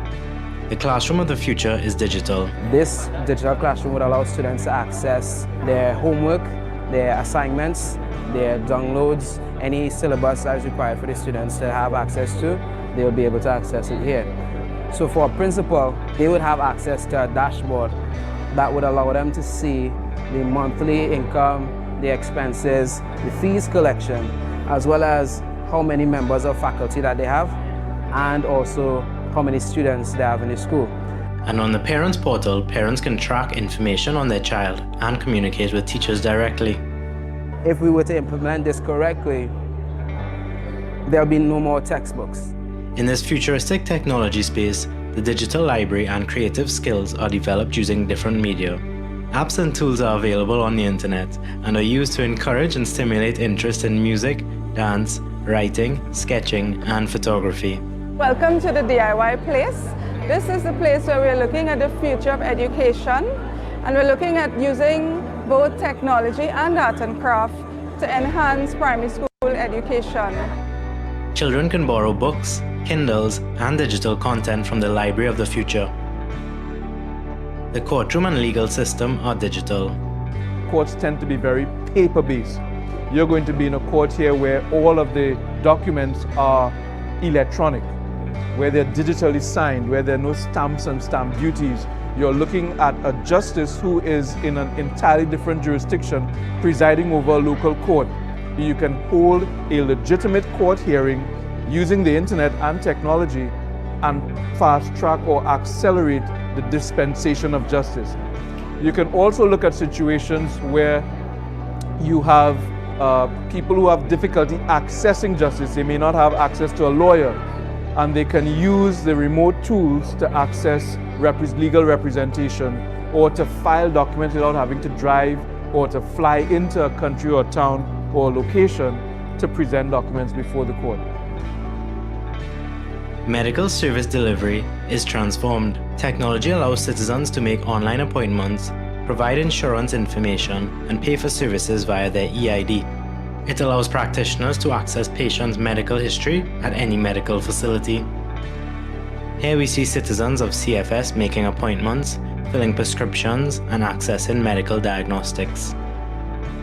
In the agricultural sector, all farm-related processes are monitored using advanced devices and robotics, from seed to market. What we have standing here is an hydroponic system. It's an NFT system, and we are growing herbs and lettuce vertically with indoor lamps. We are monitoring our nutrition by our mobile phone. The lights can come out. It doesn't matter where you are, if you're standing here or at home or in another country. We can also do that with the pumps, where the room temperature, the temperature of our nutrition, and all this information we have stored in our computers.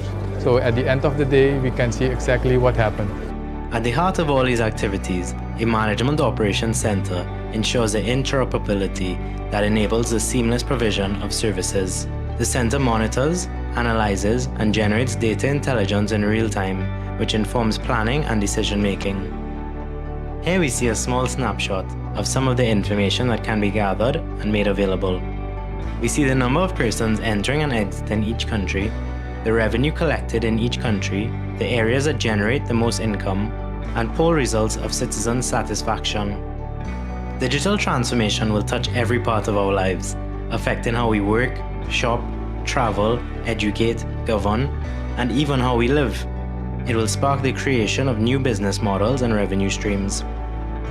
Emerging technologies such as artificial intelligence, cloud computing, and the Internet of Things will accelerate transformation. Caribbean digital transformation, however, is not just about technology. It occurs at the intersection of people, governments, businesses, and technology, and is guided by the world around us.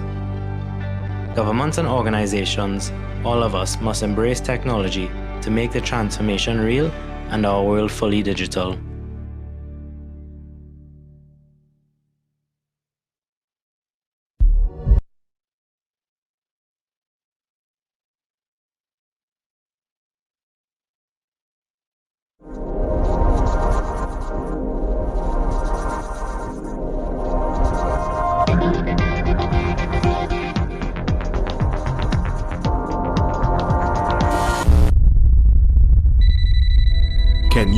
to this? Government. It belongs to everyone, and it has a unique relationship with each of us. Government is the only institution that we all must deal with, like it or not, through every phase of life from birth to death. For most people, government services are just a necessary hassle. We deal with them only because we have to. Accessing government services feels burdensome, costly, inefficient, time-consuming, as if governments are stuck in a different century from the one we live in.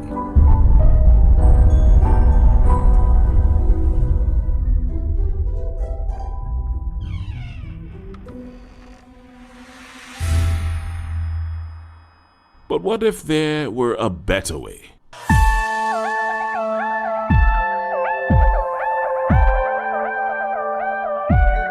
Imagine registering the birth of your child from your hospital bed.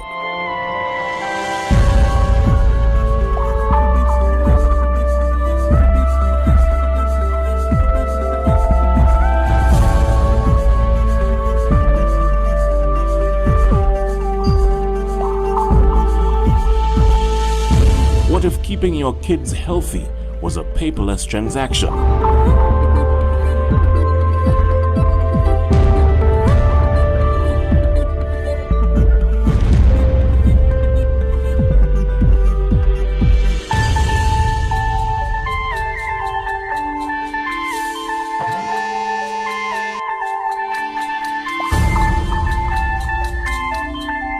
What if registering a business could be done from the comfort of your home? What if connecting our kids' classrooms to the internet could connect them to their fullest potential? Shouldn't all of our transactions with government be this simple?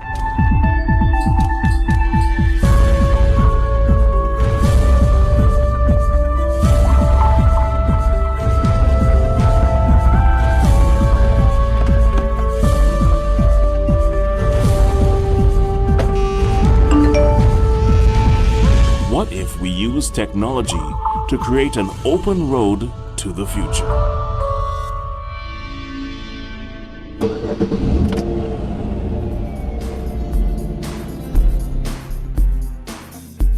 The Caribbean Telecommunications Union recognizes that the evolution of information and communication technologies presents the opportunity to create an information profile of each citizen. Caribbean governments can effectively use this to accelerate and fully implement e-government services and transform the public service to deliver a better quality of life for our people.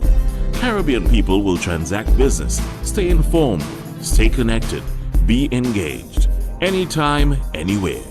This is government for the 21st century. Our future has arrived.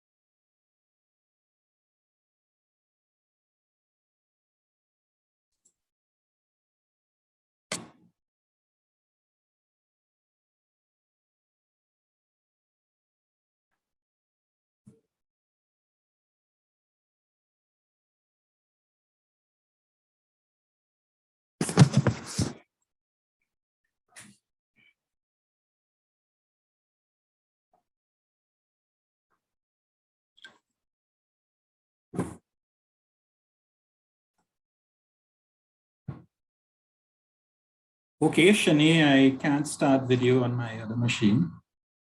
The host has stopped it for some reason.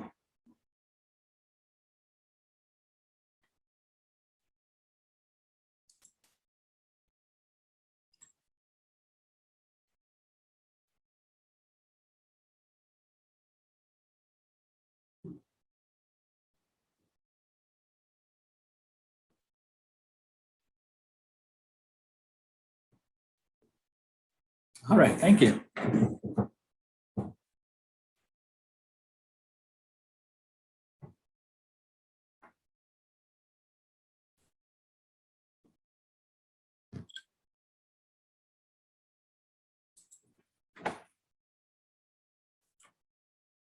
Okay, so we are back now to our next session, which will have updates, reports, trends, and updates from national, regional, and global Internet Governance Forum.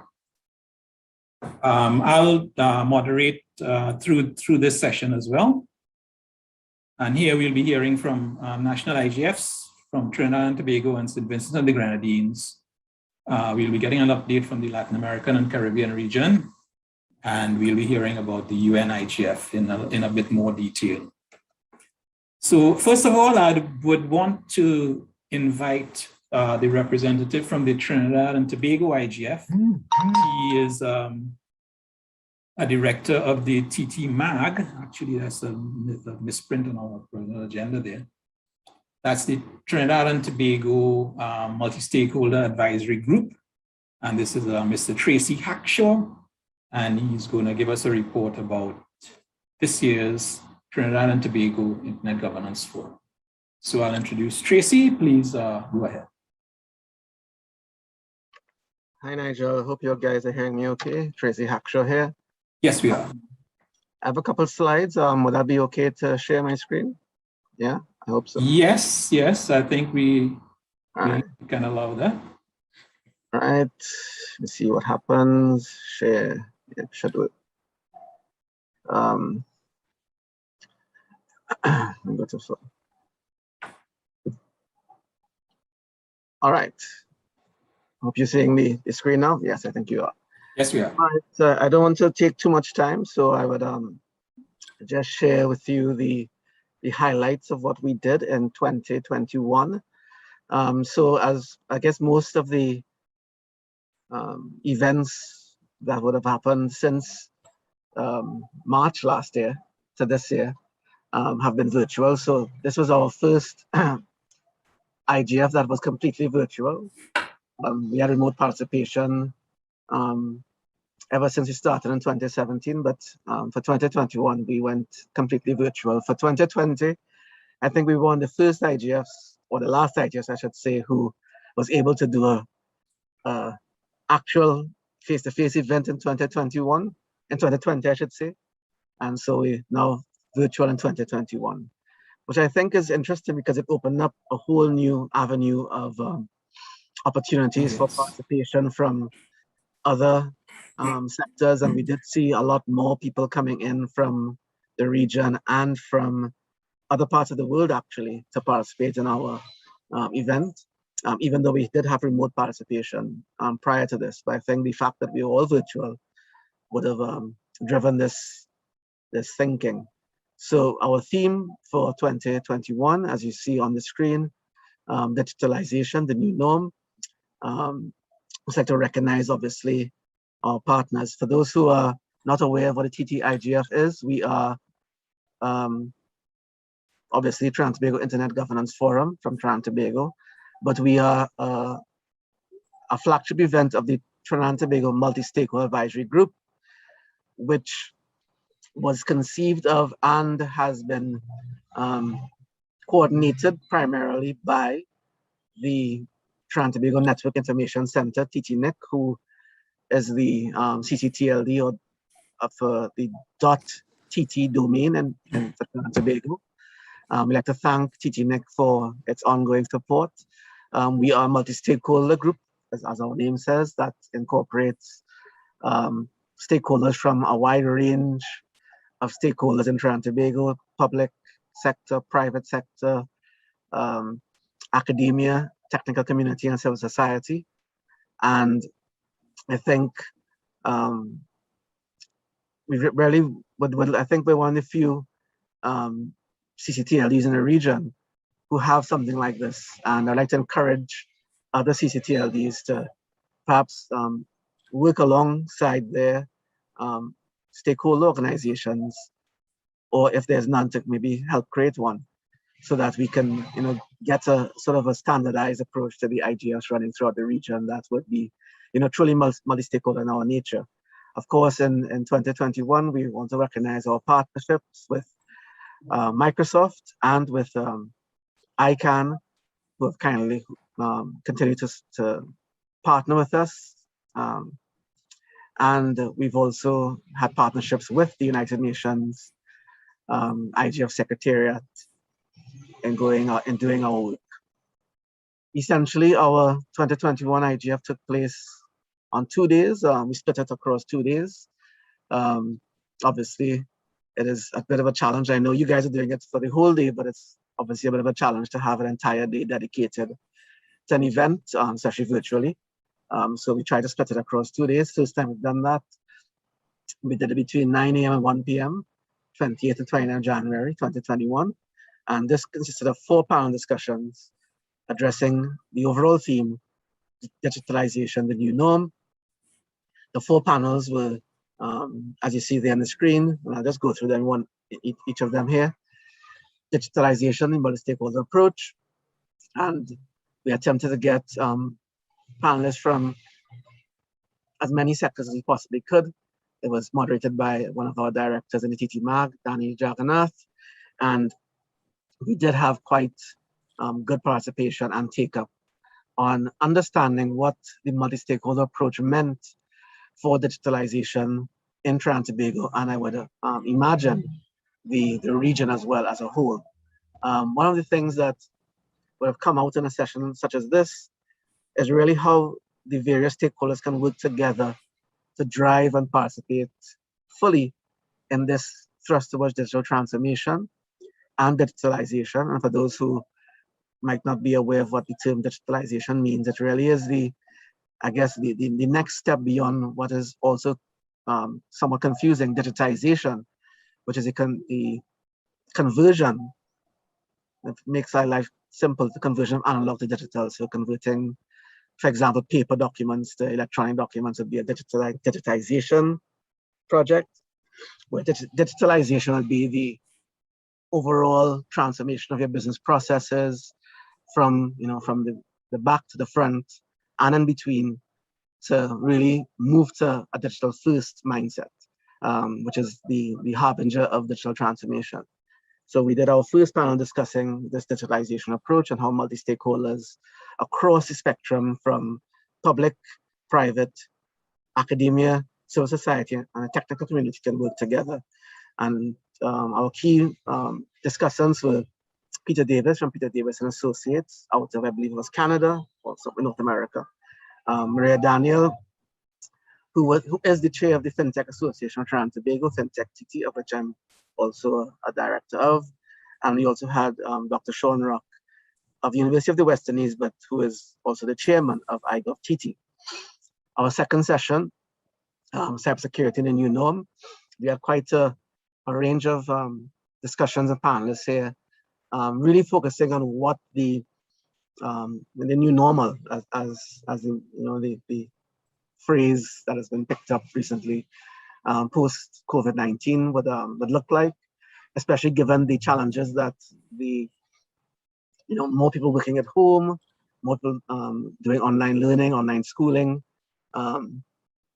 and generally more people participating in the digital economy, what risks and what threats that might potentially bring to the table, but not only threats, but how can we as a multi-stakeholder community provide support and guidance to overcome and deal with these potential threats, and provide guidance to users who need to treat with these potential threats going forward. So in this session, we had our moderator, Mr. George Gobin, who is another director of our TT Mag, and we had Dr. Rajendra Singh from the University of the West Indies, who's a system engineer, Kerry Ann Barrett, who many of you might be aware or know quite well, who is from the Organization of American States as a cybersecurity program lead, Anish Beatru from the TT CERT, the Trinidad and Tobago Cybersecurity Incident Response Team.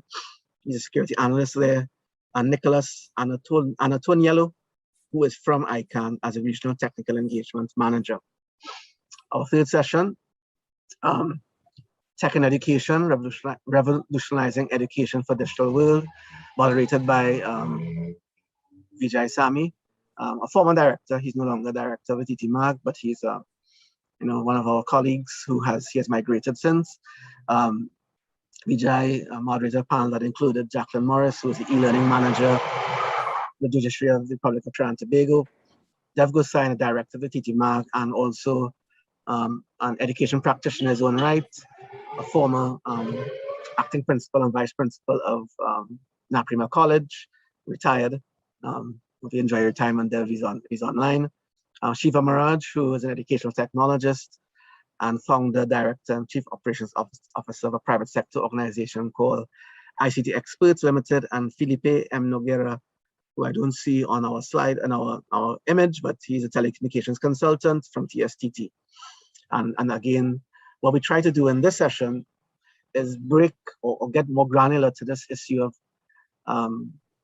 what's happening in this educational revolution that's been going on especially the last 18 months, as the pandemic drove more and more teaching, learning, and schooling online.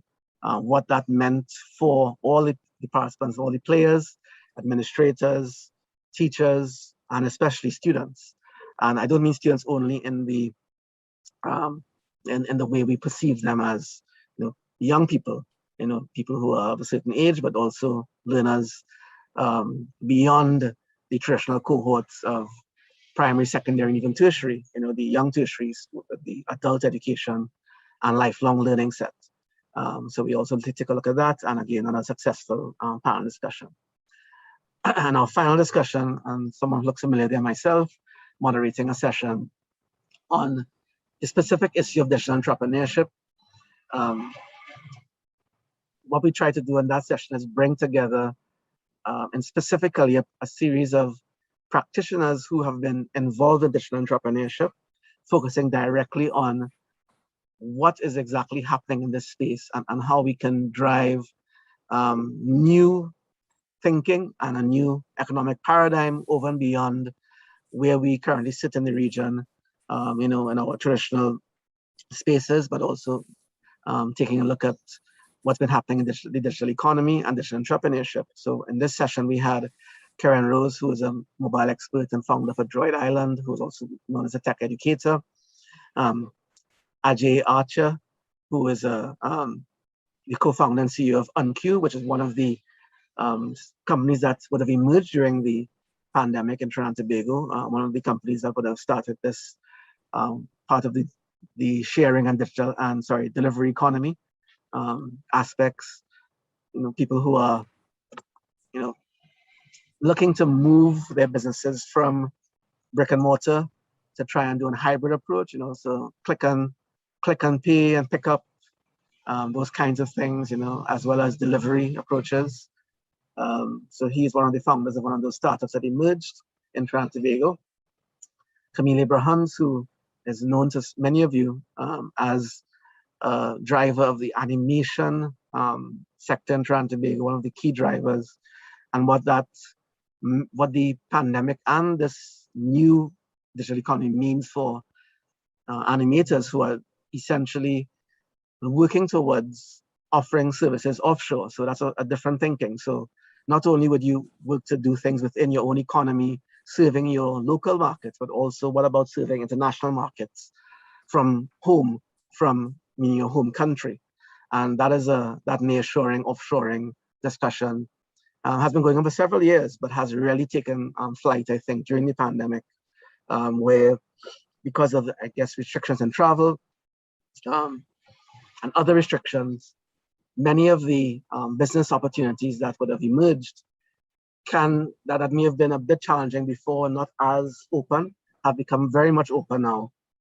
There's a much wider market, much wider acceptance of smaller companies working within Caribbean territories, Caribbean islands, Trinidad and Tobago, and offering services outside of the country to larger organizations like in the animation sector, the large animation studios, gaming studios, and so on around the world. And also we had Roxanne Kothras, who was focusing on her startup, which is what you might call a traditional startup in the sense of e-commerce, but what she is doing is aggregating the people who may not have been, really able to put an online storefront up on their own, trying to put something together for them. These are people like arts and crafts, small MSMEs. People might have gone on Facebook Marketplace ordinarily. People might have gone to eBay or even Amazon, but create a space for them in the Caribbean and from Trinidad and Tobago where they can offer their goods and services with the relevant payment platform and logistics support to offer those goods and services outside of their country, Trinidad and Tobago, St. Vincent, other Caribbean territories, etc. So in a nutshell, that's I don't want to get into too much detail because I know there are others coming up. What's in 2021, and I'll probably hand back for now to you, Nigel, for others to participate. Yeah. Thank you, Tracy. You can consider whether there are any specific points you might want to offer us here in the CIGF. We'll have a general discussion coming up towards lunchtime. Consider whether anything from your recent IGF that you might want to recommend to CIGF to follow up on or discuss in this either now or in our ongoing online discussion. So thank you very much. The next presenter is the last one we'll have for this year from the Caribbean, as far as the Caribbean IGF is concerned. And it's, we'll hear from the St. Vincent and the Grenadines IGF. The representative will be Mr. Marcellus Constance. Marcellus is actually works with the government of St. Vincent and the Grenadines, but he also played a leading role, in fact, in the work of putting together the SVG IGF. So Marcellus, you are invited to speak now. Good morning. Yes, thank you for the introduction. Just a brief correction. I currently work with the Telecommunications regulator. Oh yes, I'm sorry. It is NTRC. Yeah. Is NTRC St. Vincent? Yes. Thank you. Okay. Yeah. So thank you very much for giving the opportunity to present on the IGF in St. Vincent and the Grenadines. I just wanted to share my screen. Yep.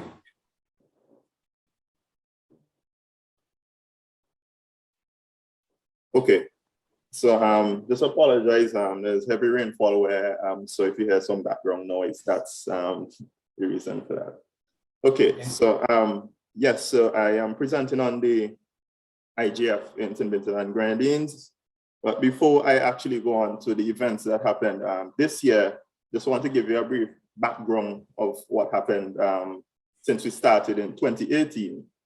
We had our inaugural event and we invited the private sector, the public sector to attend, and we spoke on various issues, talking about understanding the internet ecosystem, internet governance, and building resilience for the internet. And also a hot topic at that time was net neutrality. So we had discussions on that. And this event was attended by the then Secretary General of the CTU, who we would have awarded at that time for her participation and the work that she would have been doing in the CTU.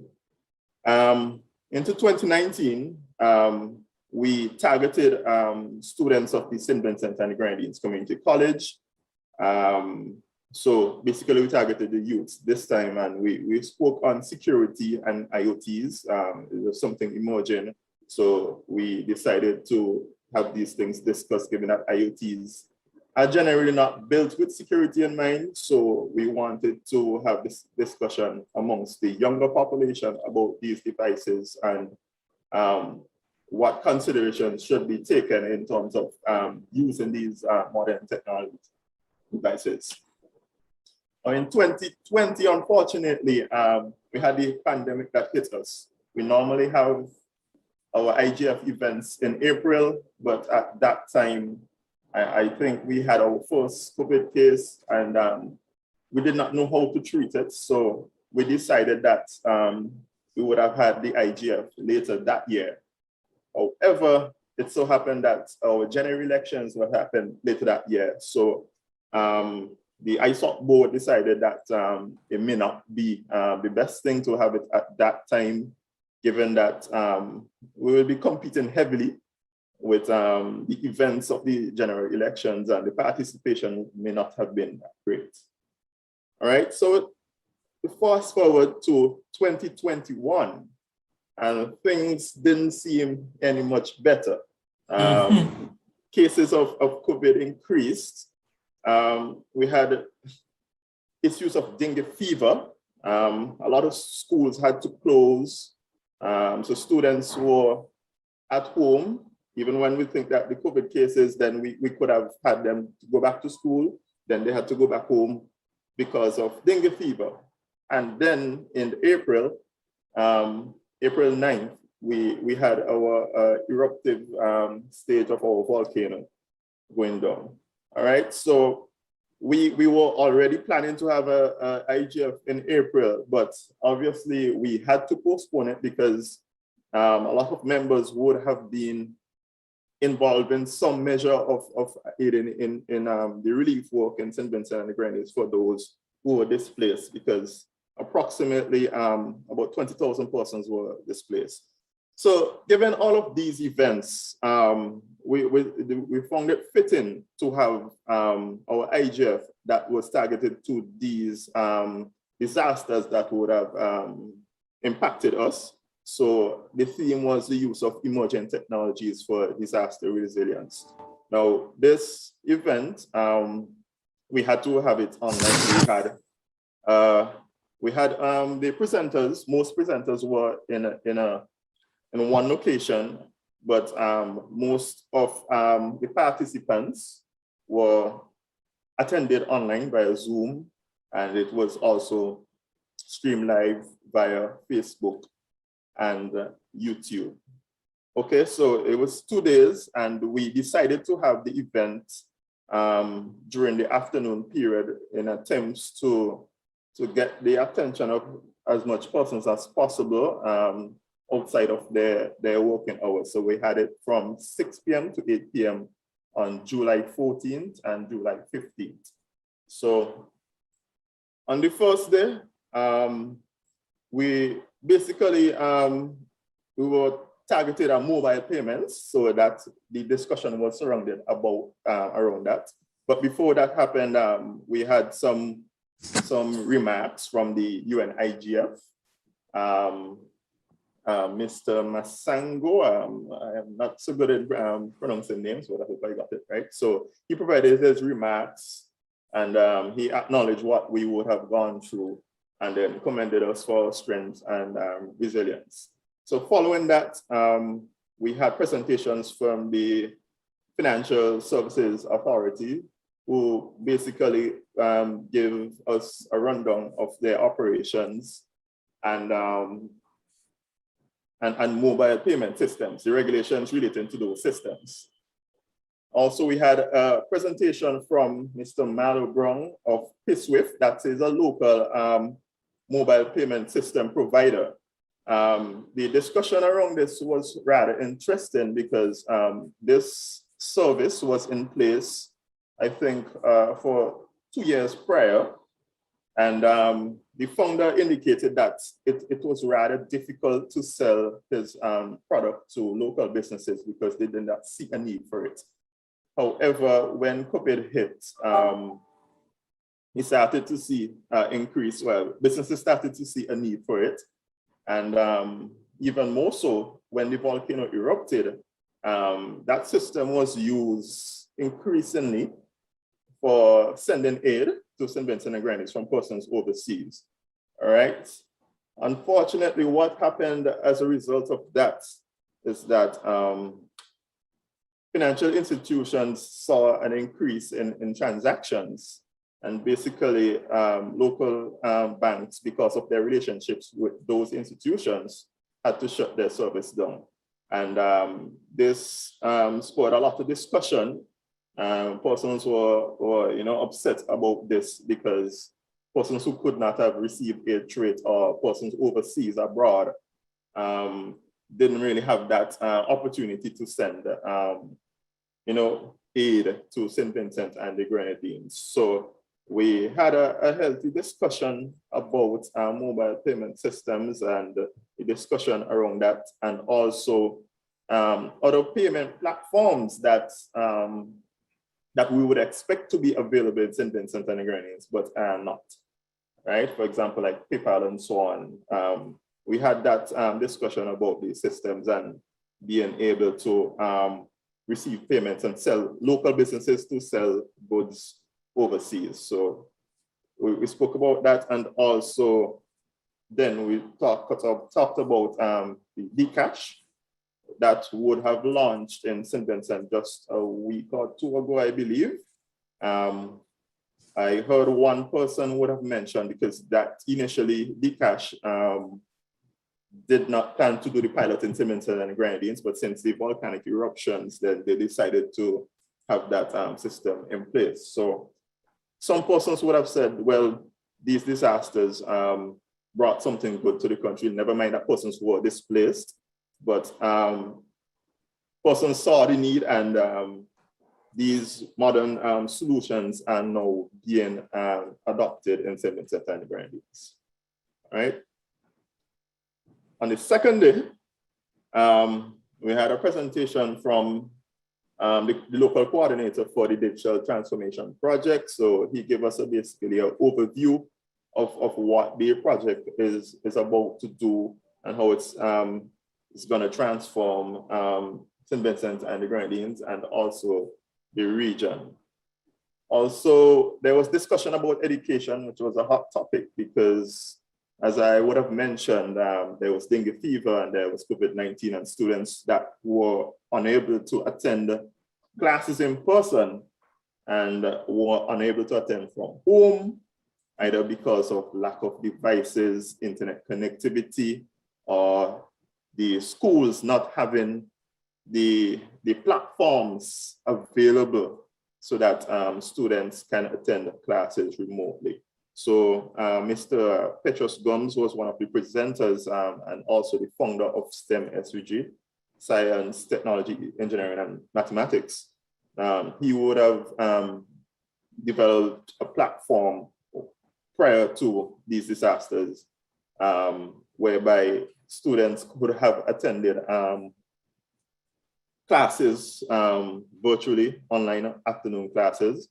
So he spoke about this and also initiatives that he would have taken at his learning institution.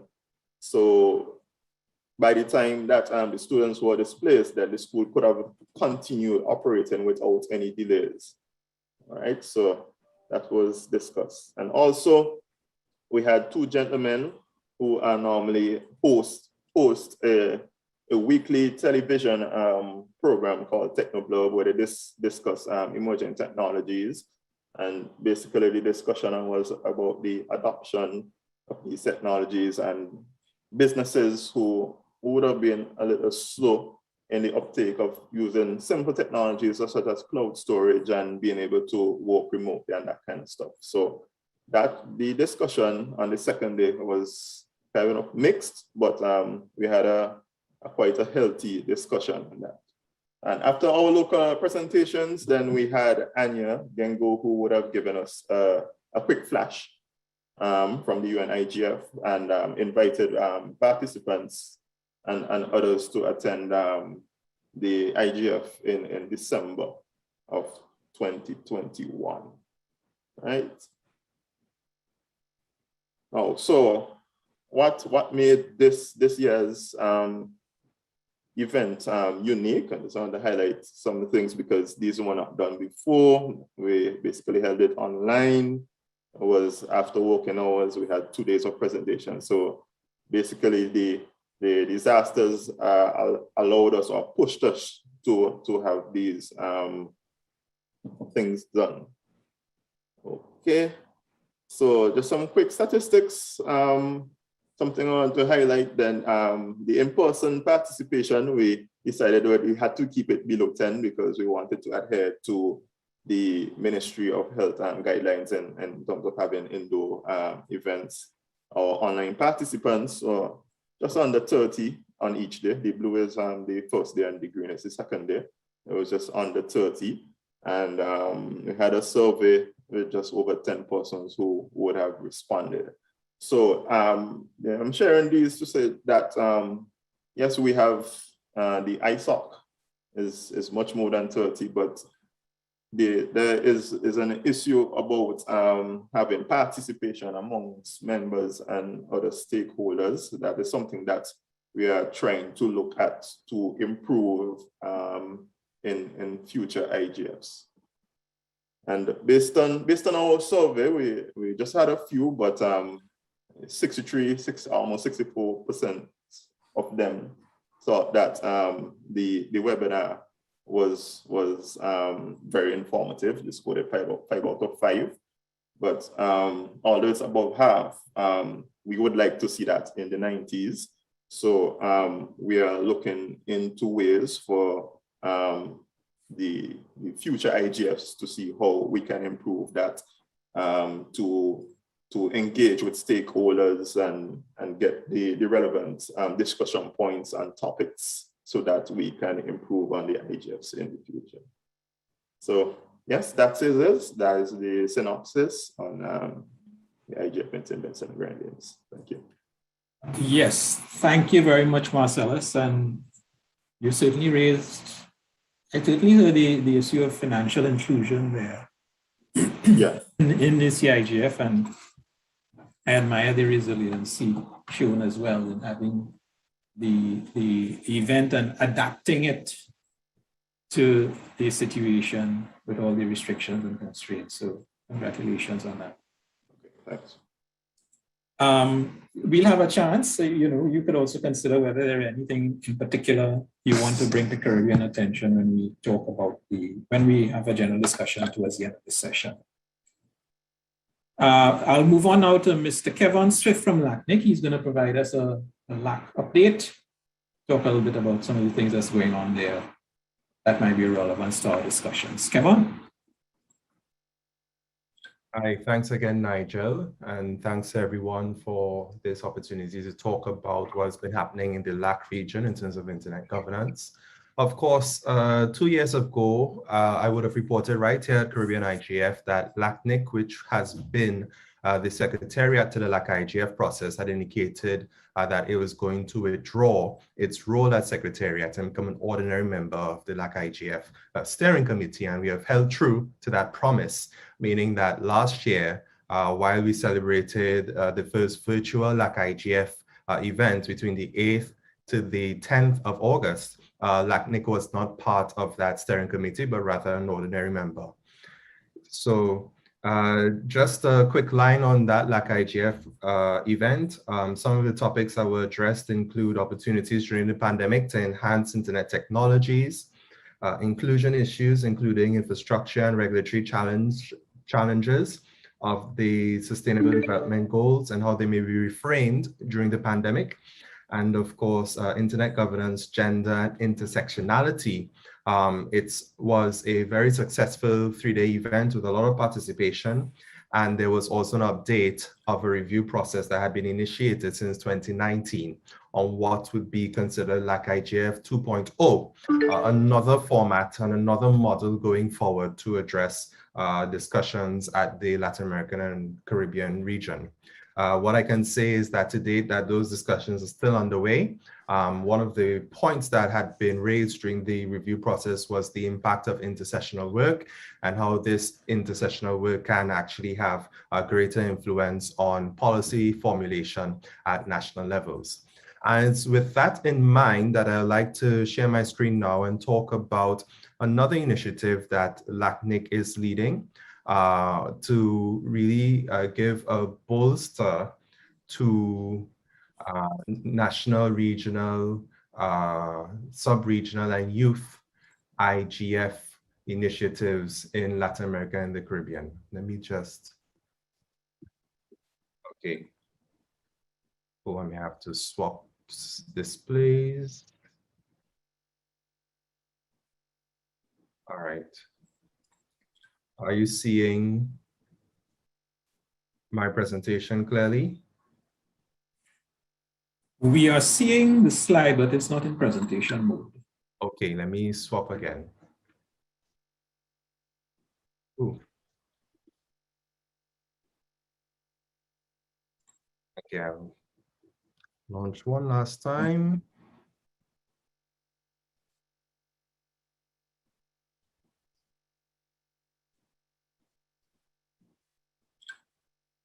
Okay, and okay, I think that should work. Is it still, are you seeing it in the presentation mode? No, it hasn't propagated through. No, no. But I mean, it's Okay. It's legible. Well, I see in some other slides that might not be so legible. So, All right. Yeah. This is very interesting. Let me see if, okay. I think now. Okay. I will try to just speak through this presentation right now. All right. Yeah. Just in the interest of time. So I like to talk about Leaderess 2.0. So what exactly is Leaderess? Our traditional format for Leaderess is an NRI support program that we had to support, on the one hand, the funding of the Organization of National IG Spaces. And with that funding also came advice and also an offer to have a speaker from LACNIC participate in these national IG spaces. And then on the other hand, the support, travel support to leaders or coordinators from those national spaces to participate in the LAC IGF. This was an initiative that we started since 2017. We had over 28 successful candidates that came through this program. And we also try to push as a priority what we would call neo-embryonic IG spaces across the region. So we kept a monitor of all the IG spaces that were occurring. Any IG space that had less than 3 editions were often considered a priority for funding under leaders. But what happened with the pandemic is that we had seen a number of changes. So in the first instance, there simply was not a lot of IGFs being hosted across the region as communities, of course, grappled with different pivoting strategies and the like that they wanted to weather the pandemic. As a matter of fact, under the traditional format, whereas by mid-year we would have typically received up to about, let's say, 15 to 17 requests, by mid-year we had only received 3 requests. So far, we had been able to honor 2 of them, which was the TTIGF and another space called IG Fem Panama, which was a women's IGF initiative just at the brink of the pandemic. But beyond that, there had not been a lot of activity. And as a result, there were not a lot of requests for our traditional approach to supporting NRIs. Herein lies this new format called Leaderess 2.0, where we decided that based on some of the feedback we had heard with the reformulation and the review of the LAC IGF process, we can make a significant indent in what would be intersessional work. And with Leaders 2.0, we came up with this format. It's a funding and mentorship program so that successful applicants can research and present in more detail their knowledge on select IG issues as perceived within their communities. This consists in small projects where the outputs could be either digital publications, a series of podcasts, a series of infographics and videos and the like. We had set up from the start of this year onwards a repository, what I like to refer to as an IG portal, where you can have a view of these activities, of these outputs.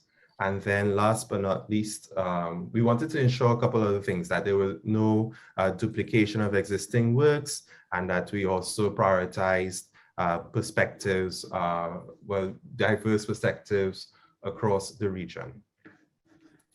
Let me continue. 1 minute. Tracy also made a good suggestion that if you can get in presentation mode, you might be able to increase the Zoom percentage. Certainly, I'm going to. That might help. All right, let me just stop share and share one more time. For some reason, my entire system is Murphy's Law. Yes, indeed. My mouse seems to have frozen as well.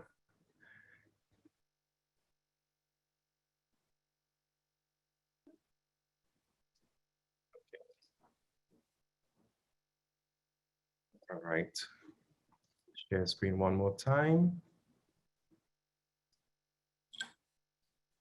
Right, okay. That's better. Well, it's better Zoom.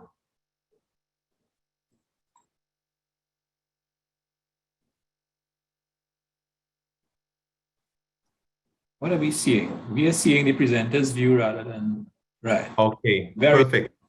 Yeah. Finally. All right. Yes. So in terms of the thematic areas that we were looking at with this new format, we had 5. Last year, we focused on 3, the first 3, and then this year we have expanded it to 2 others. So 5 in total, where we are addressing internet and the pandemic, the impact on human rights, digital inclusion, security and trust. And then we added 2 new categories called internet and productivity and strengthening the expansion of NRIs. The idea is that these issue areas are actually aligned with what would be the call for workshops and the call for activities, either the LAC IGF or the global IGF levels.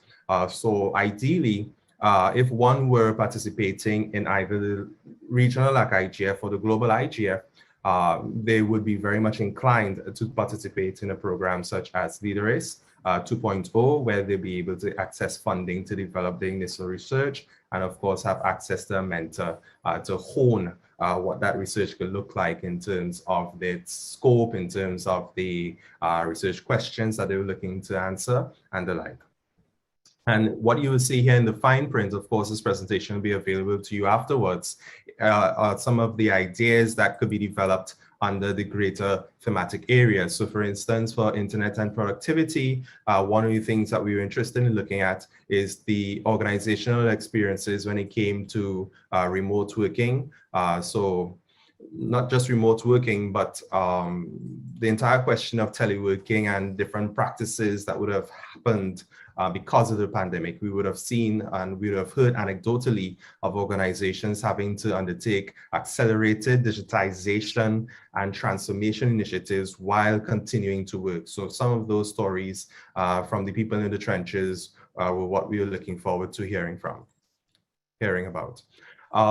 The selection criteria for LeaderAce 2.0, we have these 5 criteria and they're weighted somewhat differently in between. They're not equally weighted. One of them, number 1, the alignment in thematic area.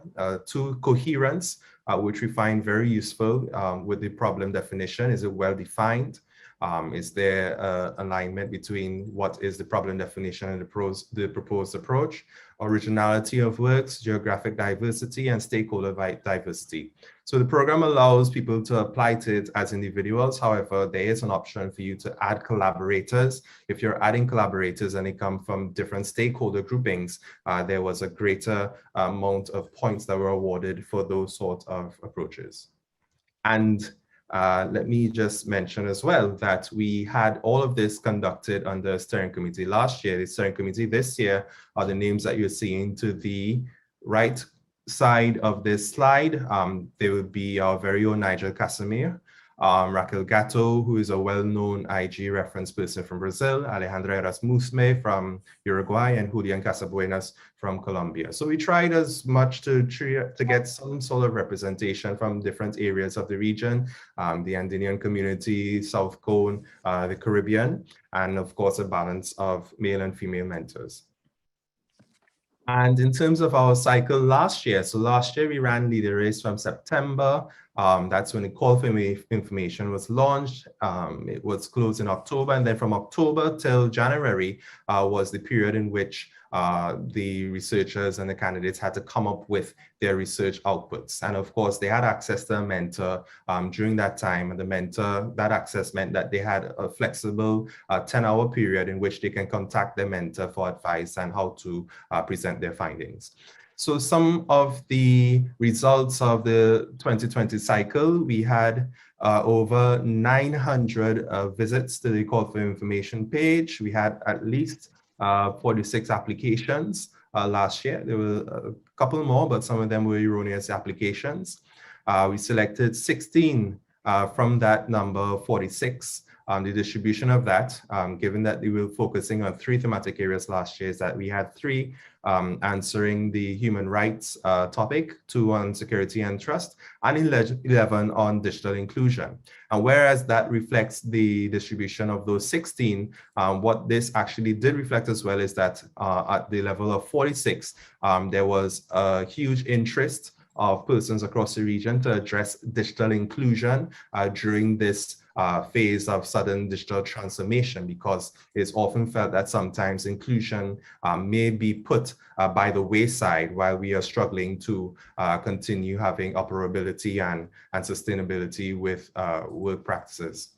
In terms of the subregions, we had 7 from Central America, 2 from the Caribbean, and 7 from South America. The 2 from the Caribbean were both from Haiti with very strong proposals. One dealing with mapping cases of cyberbullying within Haiti, and the other one which dealt with digital literacy for inclusion and active participation of young people. They were very strong projects that I would encourage everyone to go and visit to have some of those more detailed aspects of issues that the Haitian community is facing. And in terms of the selected projects, over 800 visits to that page on the selected projects. And the initiative had a reach of over 10,000 on our social media based on people who actually gave impressions or likes or retweets of the initiative. And this year, what I would say is that we had conducted this, so the cycle 2020 spilled over into this year. One of the key components we've had after the research period was to have a peer exchange among our candidates so that among themselves they can hear in detail what each other was focusing on, and of course use that opportunity to develop synergies where they can probably develop their research further with other lines of assistance. There were a series of promotional videos on research projects, and of course, we also facilitated the possibility for some of the researchers to be interviewed by regional media houses across Latin America and the Caribbean. In terms of what is currently happening, the call for applications is still open. For the 2021 cycle. It was supposed to end last Friday, but we extended it by 1 more week. So all of you who are listening up to this, feel free to go to the website and see if one of the 5 thematic areas aligns to something that you have in mind to develop research. You'll get access to a grant of $1,500 US, and you have to conduct that research within 3 months.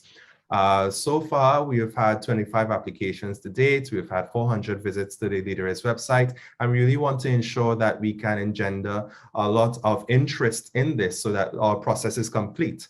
The idea is that we are going to continue supporting 16 projects out of the global pool, and we want to ensure that these 16 projects are of high caliber and high value for the rest of us to consult and understand internet governance issues within the region. And they continue to be put into that IG repository that we have within LACNIC on the LACNIC website. And I will encourage everyone to go on and have a view of some of those projects. At this current time, the projects are in their original language, but we are ensuring that within a month, all the projects will be either in both English and Spanish. The Portuguese projects will also be available in English and Spanish. So I will stick a pin in there now, and I'm not sure whether we'll do questions right now. We'll probably defer them to another point. Yes, afterwards. Okay. Right, so yes, so take a note of your any questions you might have for Kevin on the LAC situation and the project opportunity. It's but basically it's an opportunity for you to undertake some micro projects with some support and exposure through LACNIC. We'll move on now to hear a bit more about the UN IGF upcoming. And our presenter is Ms. Anya Genko, who is the person that is the coordinator of the national and regional initiatives in IG globally at the UN IGF Secretariat. So related to the UN IGF as well, we'll also hear a few more words from Tracy and Kevin about some specific Caribbean inputs or aspects. So, but first, go from UN IGF Secretariat. Anya, welcome. Well, thank you very much, Nigel, and thank you to the Caribbean IGF and the organizing committee for, first of all, organizing this important session, but then also making the 17th Caribbean IGF possible, given the very challenging times that we have been living through since early last year. It's really nice to connect with you, and also it's always a very specific learning experience listening to the Caribbean IGF discussions, just because I would assume so you're in a very specific, beautiful but very specific part of the world, and you have very specific challenges, which for many of us really is different than what we are discussing living, let's say, in a bit of continental parts of the world. So I think the value you are bringing to the internet governance global ecosystem is very specific and very, very important for understanding what the digital global public policy is about and how different our world is and how we have to work together to ensure that we actually understand the global ecosystem. So with that, it was particularly a pleasure to listen from many of my colleagues before me, and always a particular learning experience, especially about LAC IGF. I wasn't aware of that many moves there. For the Trinidad and Tobago IGF and St. Vincent and the Grenadines, I've been there online participating, and so having this recap just brings some very nice memories of those two meetings. So with that, as Nigel said, I would like to share a couple of updates with you, mostly about the current, let's say, status update on the IGF 2021 process planning and how we prepare for the 16th IGF that will be hosted by the government of Poland in Katowice from 6th to 10th of December. But then I'll just reflect briefly also on the work status of the NRI's network globally in their collective preparations for organized participation at the IGF in Katowice. So let me try to share also a couple of slides. I hope that I will not have challenges as my colleague Kevin, and I think I will. Okay, so maybe I won't be taking a lot of your time. I can follow myself without the presentation. In any case, so the very first I think important aspect that I wanted to bring to your attention is that the preparations for the IGF 2021 overall process are underway since basically last year, when we concluded the very first virtual IGF meeting that was hosted by the United Nations.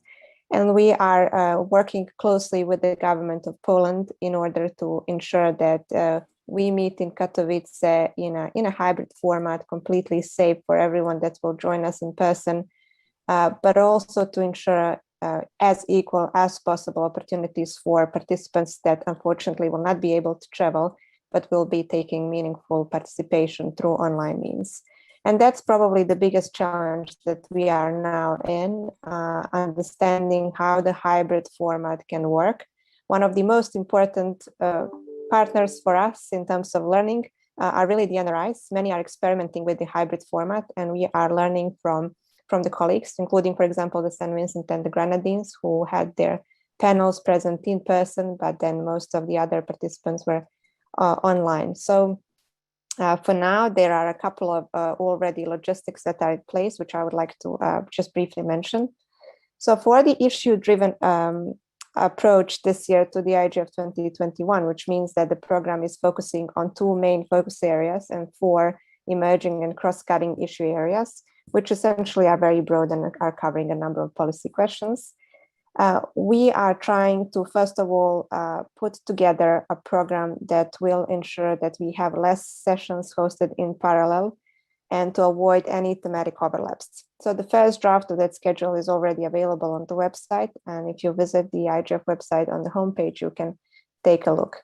You will also notice that in the program, many of the NRI sessions are being part of it and are organized by different national, regional, and youth IGFs.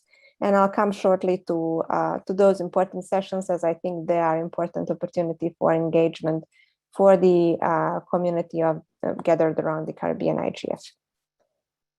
So to come back to the hybrid format, for us, the challenge is really to, as I said, provide meaningful ways for participation for participants that unfortunately will not be able to join us in Katowice physically.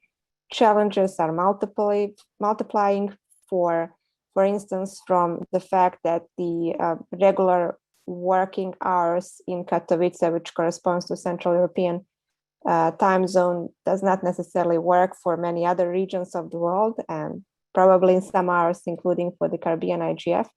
So we're trying, first of all, to bridge that challenge and to ensure that we have some extended, let's say, hours for some other sessions where the demand of the community is of the nature that the traditional Central European times between 9, let's say 8 or 9 a.m. local time until 18 or 19 hours in the evening are not convenient. So there is that possibility. Another important aspect for us, logistically speaking, is that our primary platform for participation will be through online platform. So that means that participants that will join us in Katowice will, of course, essentially benefit from the fact that they're meeting in person. But during the formal hours, we will require everyone to participate through that platform. And that will hopefully ensure that with the unique platform, which is online based, participants participating from any part of the world, and that includes the venue of the IGF in Katowice, will have equal opportunities to take participation and request the floor, which then puts a lot of responsibility on the session organizers, especially on the moderator of the sessions. And one of the capacity development efforts for the weeks to come for the IGF Secretariat and beyond, for the members of the multi-stakeholder advisory group as well, is really to work with the session organizers to ensure that they, when hosting and moderating their sessions, ensure that they moderate in a way which equally meets the online participants as well as the participants which will participate online, but from maybe collectively from the venue of the IGF in Katowice. Then again, creating conditions which are, as I said, equal as possible does not mean absolutely equal, unfortunately. I think we have to be realistic and draw the line somewhere. Being aware of that, the IGF this year is having a very robust community-driven preparatory and engagement phase. It's a series of events which are of different nature, from being informative to capacity development sessions, hosted by the IGF Secretariat, by the members of the MAG. The MAG is organized into issue teams, trying to bring the narratives of the issue areas closer to the community. And they will be also specifically working with the community over a couple of online sessions in the months to come until December to unpack the thematic focus of the IGF and ensure that the organizers understand that policy questions need to be addressed to ensure that we are globally relevant, but also for the community to understand what the organizers wants to achieve. So it's sort of a circle between, let's say, the organizers, the host country, but also with all the participants and those interested to participate, even if it's for the first time at the IGF, to ensure that we all really enter this meeting with full understanding of the issue areas which are the focus of the IGF. So the concrete schedule for this preparatory and engagement phase is already in a draft format available on the IGF website. We are now in a process where we are building a more, let's say, visually appealing and easy to navigate page that will reflect all the program components of this session. But it will also provide a number of opportunities for the community to approach us if they're willing to cooperate on any of these sessions that are already in the schedule. So far, if you look at the formal schedule for the IGF in Katowice, you will notice quite a number of different types of sessions. We have over 200 different sessions, which are organized by multi-stakeholder networks from all around the world. What's a big difference, I think, this year compared to last year is that the very important social component is in a way formalized just to offer more transparency, I think, and the visibility with the community. That means that we have introduced the so-called networking sessions. There are sessions that are focused on internet governance issues, but their kind of aim is also to create this very friendly, warm atmosphere, not necessarily on a formalized agenda, but really to create opportunities for people to connect just by energies for their different interests, and hopefully inspire further cooperation with many of the communities. In addition to that, the IGF intersessional work, which means the work that's happening in between the two annual meetings, is very much well underway. There is an innovative approach this year overall to the format of the intersessional work, where we are trying to give more support to our dynamic coalitions. We're starting this year with the dynamic coalition on schools on internet governance to just go beyond giving substantive support to the dynamic coalition, but also to provide a bit of more neutral facilitation guidance, traditional secretariat role, and also some funding that is in line with the capacity development strategy of the IGF. Concretely, we plan to work with the dynamic coalition on schools and internet governance on developing a syllabus, which hopefully will be of use to many communities wishing to organize school on internet governance as a form that seems to be recognized by so many communities as an effective way to build stakeholder engagement and to build capacity in internet governance in various communities. That, of course, process, as all processes with the IGF, will be open to the community to join during this planning consultative phase, as well as during the consultations on the final product, just to ensure that we have produced something that's long-term going to be of use to the world. Best practice forums on cybersecurity and gender and digital rights are also underway. Their work is very much open to everyone to join at any point of time. My advice, not to go into details about this in the interest of time, but my advice to all of you interested in these formats, first of all, in networking with experts, with peers, is to subscribe to the mailing lists or approach the IGF Secretariat for more information on how you can be part of the network gathered around these best practice forums. And the biggest innovation in the intersessional work is a completely new reformed, let's say, format of the delivery mode, which are called the policy networks. We have two policy networks this year, one on environment and another one on meaningful access, both globally very much relevant topics last year recognized as among the top priorities by the community. And the reason why this format is a bit different than best practice forums, for example, or the dynamic coalitions that I mentioned, is twofold. The first reason is that unlike, let's say, best practice forums, which looks at best practices, or dynamic coalitions, which are to a good extent issue-driven, the policy networks are very broad in terms of looking at the status quo, looking at the cause of the issue, good but also not so good practices, and inspiring, hopefully, ways forward, which would help to bring solutions to the subject area they're focusing on. And the another difference with the policy networks is that they all have their multi-stakeholder working groups of experts. Those are groups of experts which facilitate the work, and they work with the community together with the IGF Secretariat to ensure that we end up in December with good output documents on these, and hopefully, as I said, inspire many local communities to take proactive actions based on that report and hopefully make a concrete change.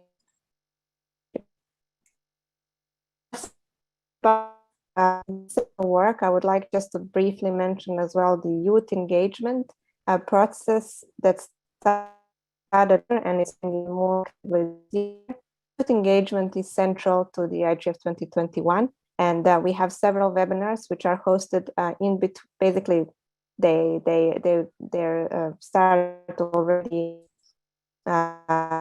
in this, but phase we are entering in late September all the way until December.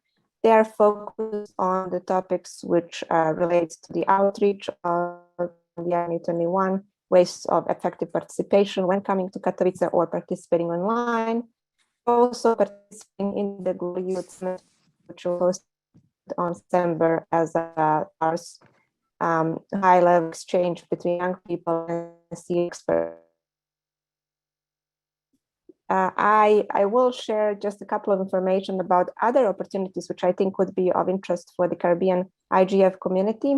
They relate to the fact that the travel support for participants that wish to come to Katowice in December is open until 31st of August, end of day. So you're most welcome to apply. We especially encourage young people to apply and hopefully be successful. I think by end of September, we should know the final results. Another opportunity, which is very important, relates to the open call for the renewal of the IGF multi-stakeholder advisory group, including its membership and the chair, to plan the next year's IGF, which will be hosted by the government of Ethiopia.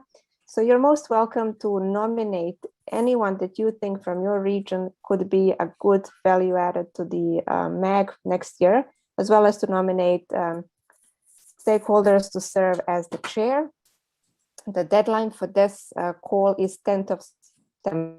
We're very much looking forward to receiving nominations from the Caribbean.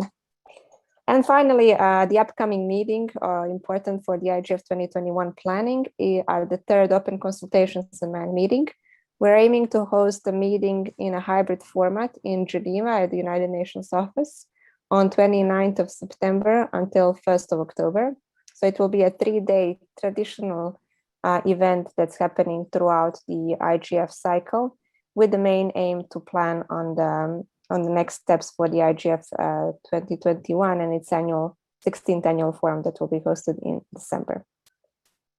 And finally, just a very few words I promised on the NRIs globally. So the NRIs currently as a network counts 137 recognized national, regional youth and regional IGFs. Now, I wish you could see my slides because they're visually showing a very nice map of the NRI spread across the globe, which I think is excellent, really, because we have a quite balanced representation of the NRIs throughout the continents. And we're receiving, thanks to the NRIs, many valuable inputs on the trends in the digital policy in their regions. So far, the 67 NRIs confirmed they will host their annual meetings. The approach is very diversified in terms of the logistics. Unfortunately, last year, almost all meetings were hosted online. The trend is continuing this year, but I have to say we're seeing that many NRIs are experimenting with hosting their meetings in a hybrid form, safe. At the IGF 2021, and I mean on the annual forum in Katowice, the NRIs will be through a couple of sessions, which are organized in a bottom-up manner by the network. There are collaborative sessions, which are basically workshop-like sessions, NRIs to NRIs exchanges. They are focused on various topics from looking into access and connectivity to e-commerce and bridging the global digital divide, all the way to child online safety and trusted and secure internet. In addition, we're now planning the NRI's main session. It's quite a challenging process because the last year's IGF showed that the NRIs really have different priorities, or better say conditions when discussing the digital policy. But one thing is for sure, that the global COVID-19 pandemic has challenged so many of our agendas and really made a shift toward discussing matters of access, connectivity, but also e-education, digital inclusion, digital divide. And it is expected that the NRI's main session will be inspired by that shift last year, and we will be, as of September, entering a very vibrant phase in planning this session, and soon hopefully announcing the format and the concrete topic. And finally, we're aiming to conclude the IGF in Katowice as the NRI's network with a traditional coordination session where we will be discussing the achievements made so far and the objectives for the years to come. I will not speak a lot about the agenda because the agenda is being planned by the NRI's task force. It's a small working group that's formed among the NRI's network, open to everyone. You're most welcome to join. And the NRI's task force, in working with the NRIs on the basis of their inputs, will define the agenda. Hopefully by early October, we will know the agenda. But it is expected that it will focus on the sustainability, cooperation, and similar matters. I know in the interest of time, I have to conclude. There are quite a number of updates on the NRIs. I'll just very briefly tell you that we managed to produce a brochure that focuses on outlining the ways of engaging parliamentarians and governments into the NRI processes. As we've seen, that's something that's extremely important for the NRIs, but also for the IGF as well. The brochure, which is quite concise, is being translated to, I think, all languages now by the NRI volunteers. It's available on the IGF website. You can take a look, and hopefully it can be of use for your NRIs in the region as well. We will continue working this year also on producing a compendium of all the discussions that happen in this year on the NRI levels, and making a research comparison with the agenda's priorities that were discussed throughout the NRIs throughout the world on 2020, and understanding if this year maybe so again some sort of a shift in terms of the global priority for the NRIs. And I think with that we can say the world, given the number of the NRIs and their activity. So with that, thank you so much for giving me so much time, and I am most happy to respond to any of the questions you would have. Thank you, Nigel. Yes, thank you, Anya. There is a lot clearly that's going on there with the UN IGF, apart from the topic areas themselves. You mentioned dynamic coalitions, youth initiatives, the NRIs, which I guess our national and regional IGFs would fall into, opportunities for MAG membership and so on. So there's a whole lot. You could probably email me the slides and we'll make them available to the attendees. I want to go on quickly, as mentioned, as Anya mentioned there, with respect to what's going on in the IGF, the dynamic coalitions. And we have some significant input into the dynamic coalition on SIDS, and I'll ask Tracy Hackshaw to say a few words on that for us. Tracy? Thanks, Nigel. So let me just do a quick share again. I know time is running out, so let me see if I can do this as quickly as possible. All right, so I hope you're seeing my screen. Yes. Yes. So this is actually a presentation I was done for another session elsewhere, so I wouldn't go through all the slides, but it gives a good summary of the what we are trying to do. So shortly, just long story short, the DC SIDS is the dynamic coalition of small island developing states in the internet economy. It's a long mouthful, but what it means really is that we are essentially a grouping of stakeholders in the small island developing states, of which there are about 50, well, maybe 55, depending on which UN classification you use. And they have the commonality of being an island to a large extent, even though we do have some of the SIDS being on mainland, like, for example, Belize and Guyana and Suriname, who are actually all in the Caribbean. but they're considered to be SIDS because of their Caribbeanness, so to speak. The DC SIDS is, well, co-founded and co-chaired by myself, Tracy Hackshaw from Trinidad and Tobago, and Maureen Hilliard, who's from the Cook Islands in the Pacific Islands.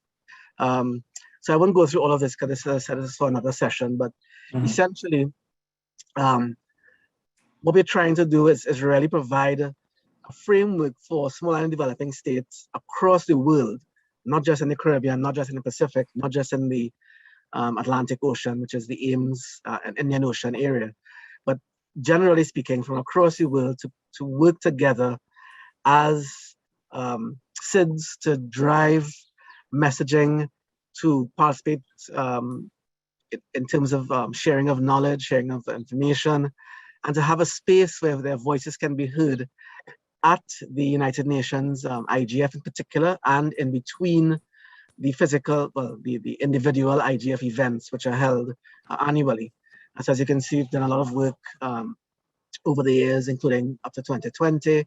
And why is this important? As I was indicating, that we are really about trying to get engagement. It is very difficult to have, as you can well imagine, even in the Caribbean, as we know, to have the engagement across the region, but it's going to be very difficult to get engagement from our territories across the oceans, literally speaking.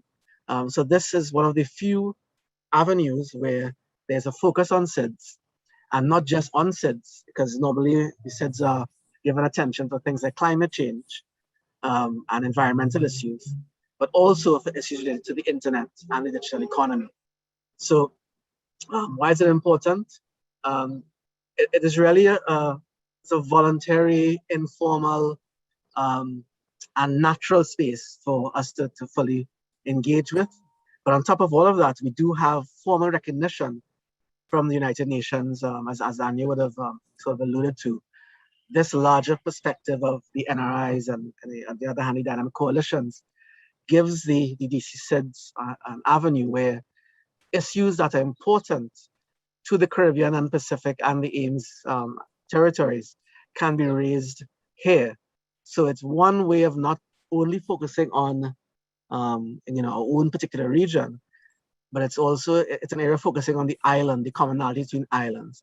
And for those who are familiar with the Pacific region, Asia Pacific, and the LAC region, Latin America and Caribbean, we all know how challenging it can be to have the islands' perspectives emerge as an equitable voice in the larger discussions that are happening in Asia and in Latin America. So it's important to have that. Especially during the pandemic, we would have looked specifically at a whole series of issues. I'm just going to fly through this quickly and get straight to the Caribbean. Move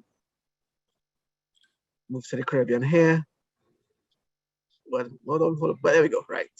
So this is high level. What are the key Caribbean IG issues? And this actually pulled a lot from the Caribbean IGF actually, and the Caribbean Internet Governance Framework, and have been updated based upon, I guess, what we would think of as the pandemic-related issues. So these key issues: access and affordability, digital inclusion, digital literacy, critical internet infrastructure, digital skills development, local content development, cybersecurity, data sovereignty, and emerging technologies. And I'm sure these are just a short list are the key areas that we want to take a look at. And these are feeding into the DC SID. So it's not just about the Caribbean, but these cut across the small and developing states. They are also issues that the Pacific and the Ames Islands face. And we do have discussions around these particular topics.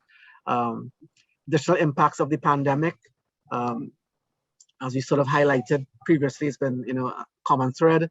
The shift to remote work and online learning, the increasing relevance and need to have digital government move to the forefront. As I mentioned with the TTIGF issue, the rise of digital entrepreneurship and digital commerce as something that is no longer a niche area, but now needs to be a sort of a prominent and priority area for the Caribbean in particular. I mentioned delivery economy, digital health, and specifically as we talk about, I think we talked about this in the CIGF last year, and it may come up again this year, the whole idea of digital nomads and tourism, and what that means for many of our territories in the Caribbean region, because that, while Trinidad and Tobago may not be a specific tourism-driven economy, and I'm speaking from my perspective, wearing my Trans-Tobago hat here, we do have to recognize that tourism and this whole area of digital nomads and this has come up recently is something that drives many of the islands in the region, and it forms a huge part of their economies. And therefore, what can internet governance and the digital economy do to promote and facilitate and support those issues? I think this was mentioned earlier by Rodney in the CTU opening, talking about this development of a single ICT space, and that is something that is, of course, driven by the CTU and CARICOM. But not only what does it mean for the Caribbean, but what does it mean as a single space in relation to communicating and engaging with other spaces? So I think it is extremely important to understand, what do we do as a region, as a Caribbean region, in this particular discussion, to see if there are any commonalities, any shared experiences, any synergies that we can work with in the other SIDS that have regional perspectives, particularly the Pacific, who is the next largest region that we need to treat with in terms of numbers. You know, the Pacific region has Fiji, Papua New Guinea, Tonga, and of course a lot of these small islands of Vanuatu and Nauru and Niue and so on. These are the areas that we need to find some harmonies on. In terms of what we're trying to do in 2021, we're really just trying to build it is a difficult thing to get these islands across these oceans to work together in different time zones and so on. I know it's not something that's unique to us, but it adds geography, it adds peculiar challenges to it. So we're really trying to get the shared experience thing going and really working together at places like the United Nations, IGF, and in other spaces to drive this forward. I'm really hopeful that the Caribbean IGF can be one of those fora where we can work together with, for example, the Pacific IGF, which just to let this as a plug for them, it's being held on the 6th to 9th of September, mostly online as a hybrid, but it's a hybrid environment.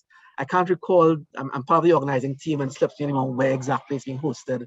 Nominally it's being hosted at one country, but I think it's something that the Caribbean IGF and participants from the Caribbean should participate in. I'll post a link for registering separately in the chat subsequently. And I think that's something that we need to do together, because I firmly believe that working together as small and developing states, we can drive our economies forward scale and through focus on scope. Thanks, Nigel. Yes, thank you, Tracy, for this. And actually, we are seeing opportunities, in fact, for more collaboration as well. And also in the context of the UN IGF, there's also another initiative that Kevin Swift will tell us about, I think, to create some sort of a LAC space within it. So Kevin, you say a few words.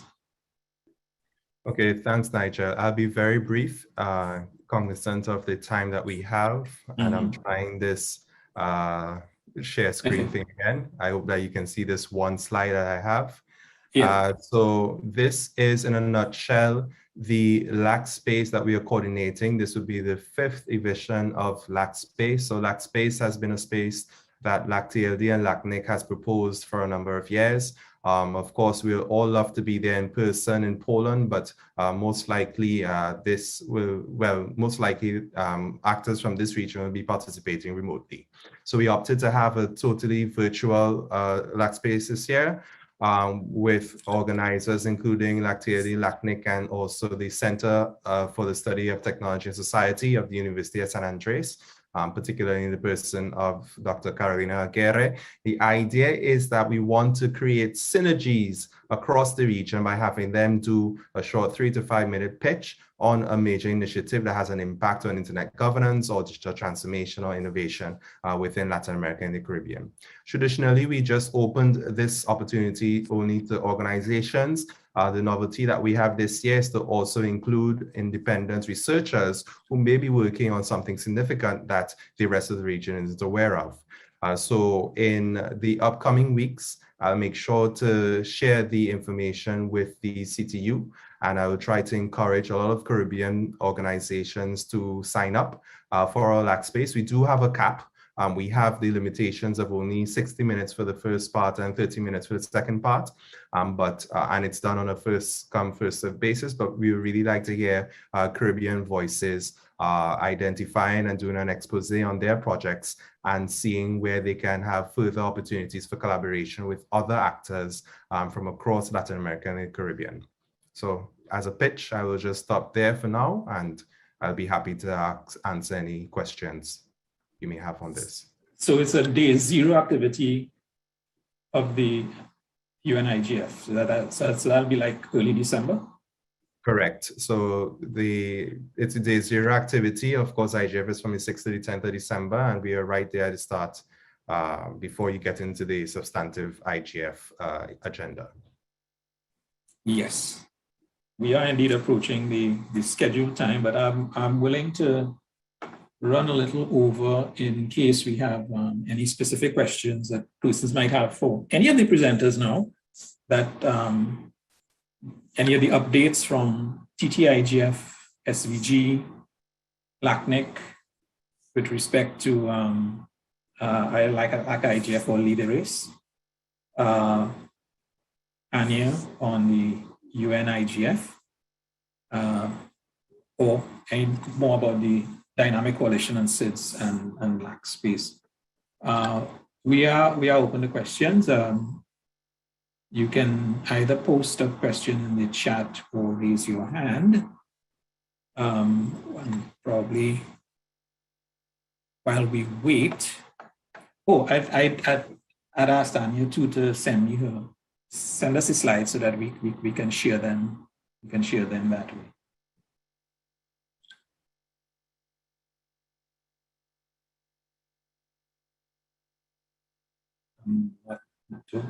I'm not seeing the, I see a comment. There was a mention of making internet connectivity affordable to persons, especially during the pandemic.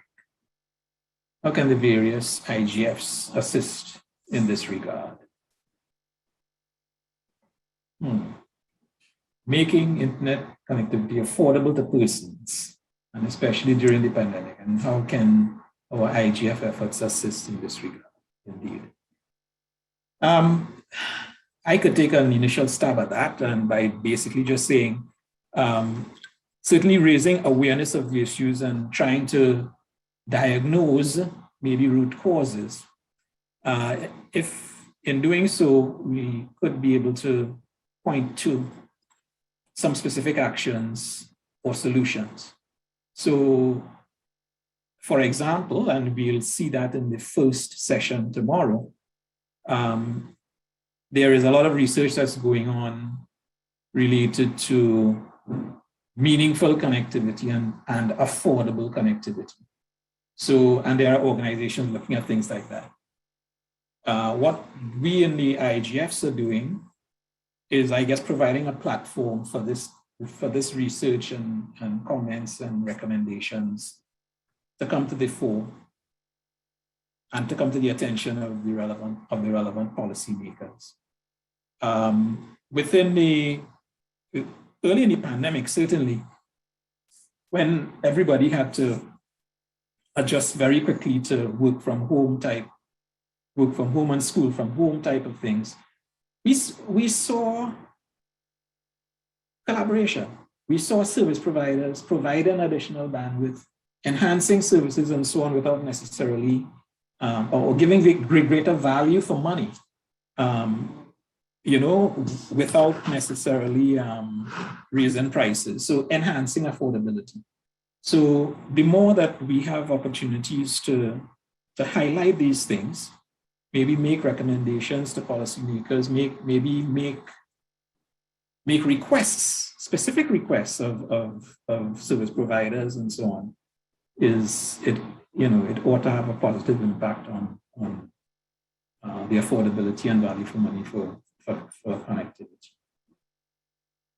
So we are bringing the issues to the fore, providing the environments and platforms for the issues to be discussed and solutions to be found.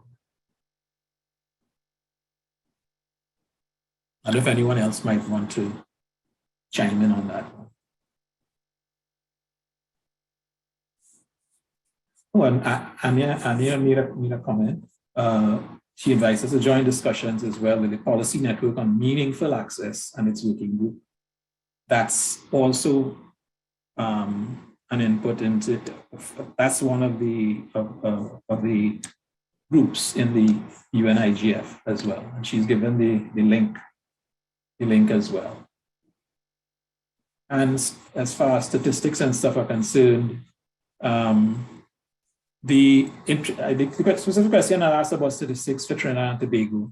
One useful source is, in fact, the Telecommunications Authority. They do put out a market report on a quarterly basis and on an annual basis that has some significant information in it. And this afternoon, there will be a workshop discussion with the Internet Orgs in the Caribbean. We will be talking about data sources and data sets. You have an invitation in the chat as well from Tracy to the SIDS roundtable, and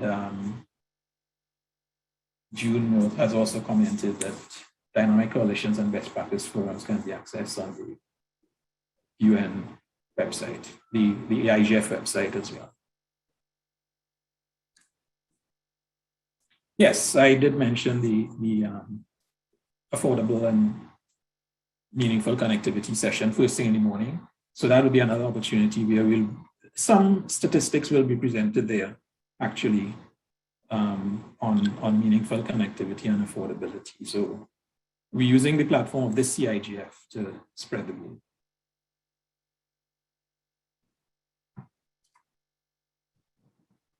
Okay, we are at the prescribed hour at present. So I am not seeing hands, and I think we've commented on the chat questions that have been raised. So I will take the opportunity to let us have our lunch now. We can take the break. I think at about the scheduled time. We would resume at 1:30 Eastern Caribbean time. Thanks a lot to all our speakers in this particular session. And for the morning, our Secretary General, Mr. Chengetai Masango from the UN IGF Secretariat, as well as his colleague, Ms. Ania Gengo, all our Internet Org speakers, Bevel Wooding, Kevin Swift, Shunon Osepa, Alba Daniels, our IGF reporters, Tracy Hackshaw, Marcellus Constance. Yes, that's about everybody who would have spoken. Thanks, I think we're off to a reasonable start, but we need to get to work this afternoon in terms of some of the workshops and getting useful outputs out of our time together. So I invite you to come back at 1:30 Eastern Caribbean time. We'll start off with a presentation from Facebook dealing with data sets that they have available. And data is a point of interest. And then we'll get into some specific workshops related to the Caribbean Internet Governance Policy Framework and developing data for the Caribbean Internet development. So thank you everybody, and we'll be back. See you back here at 1:30.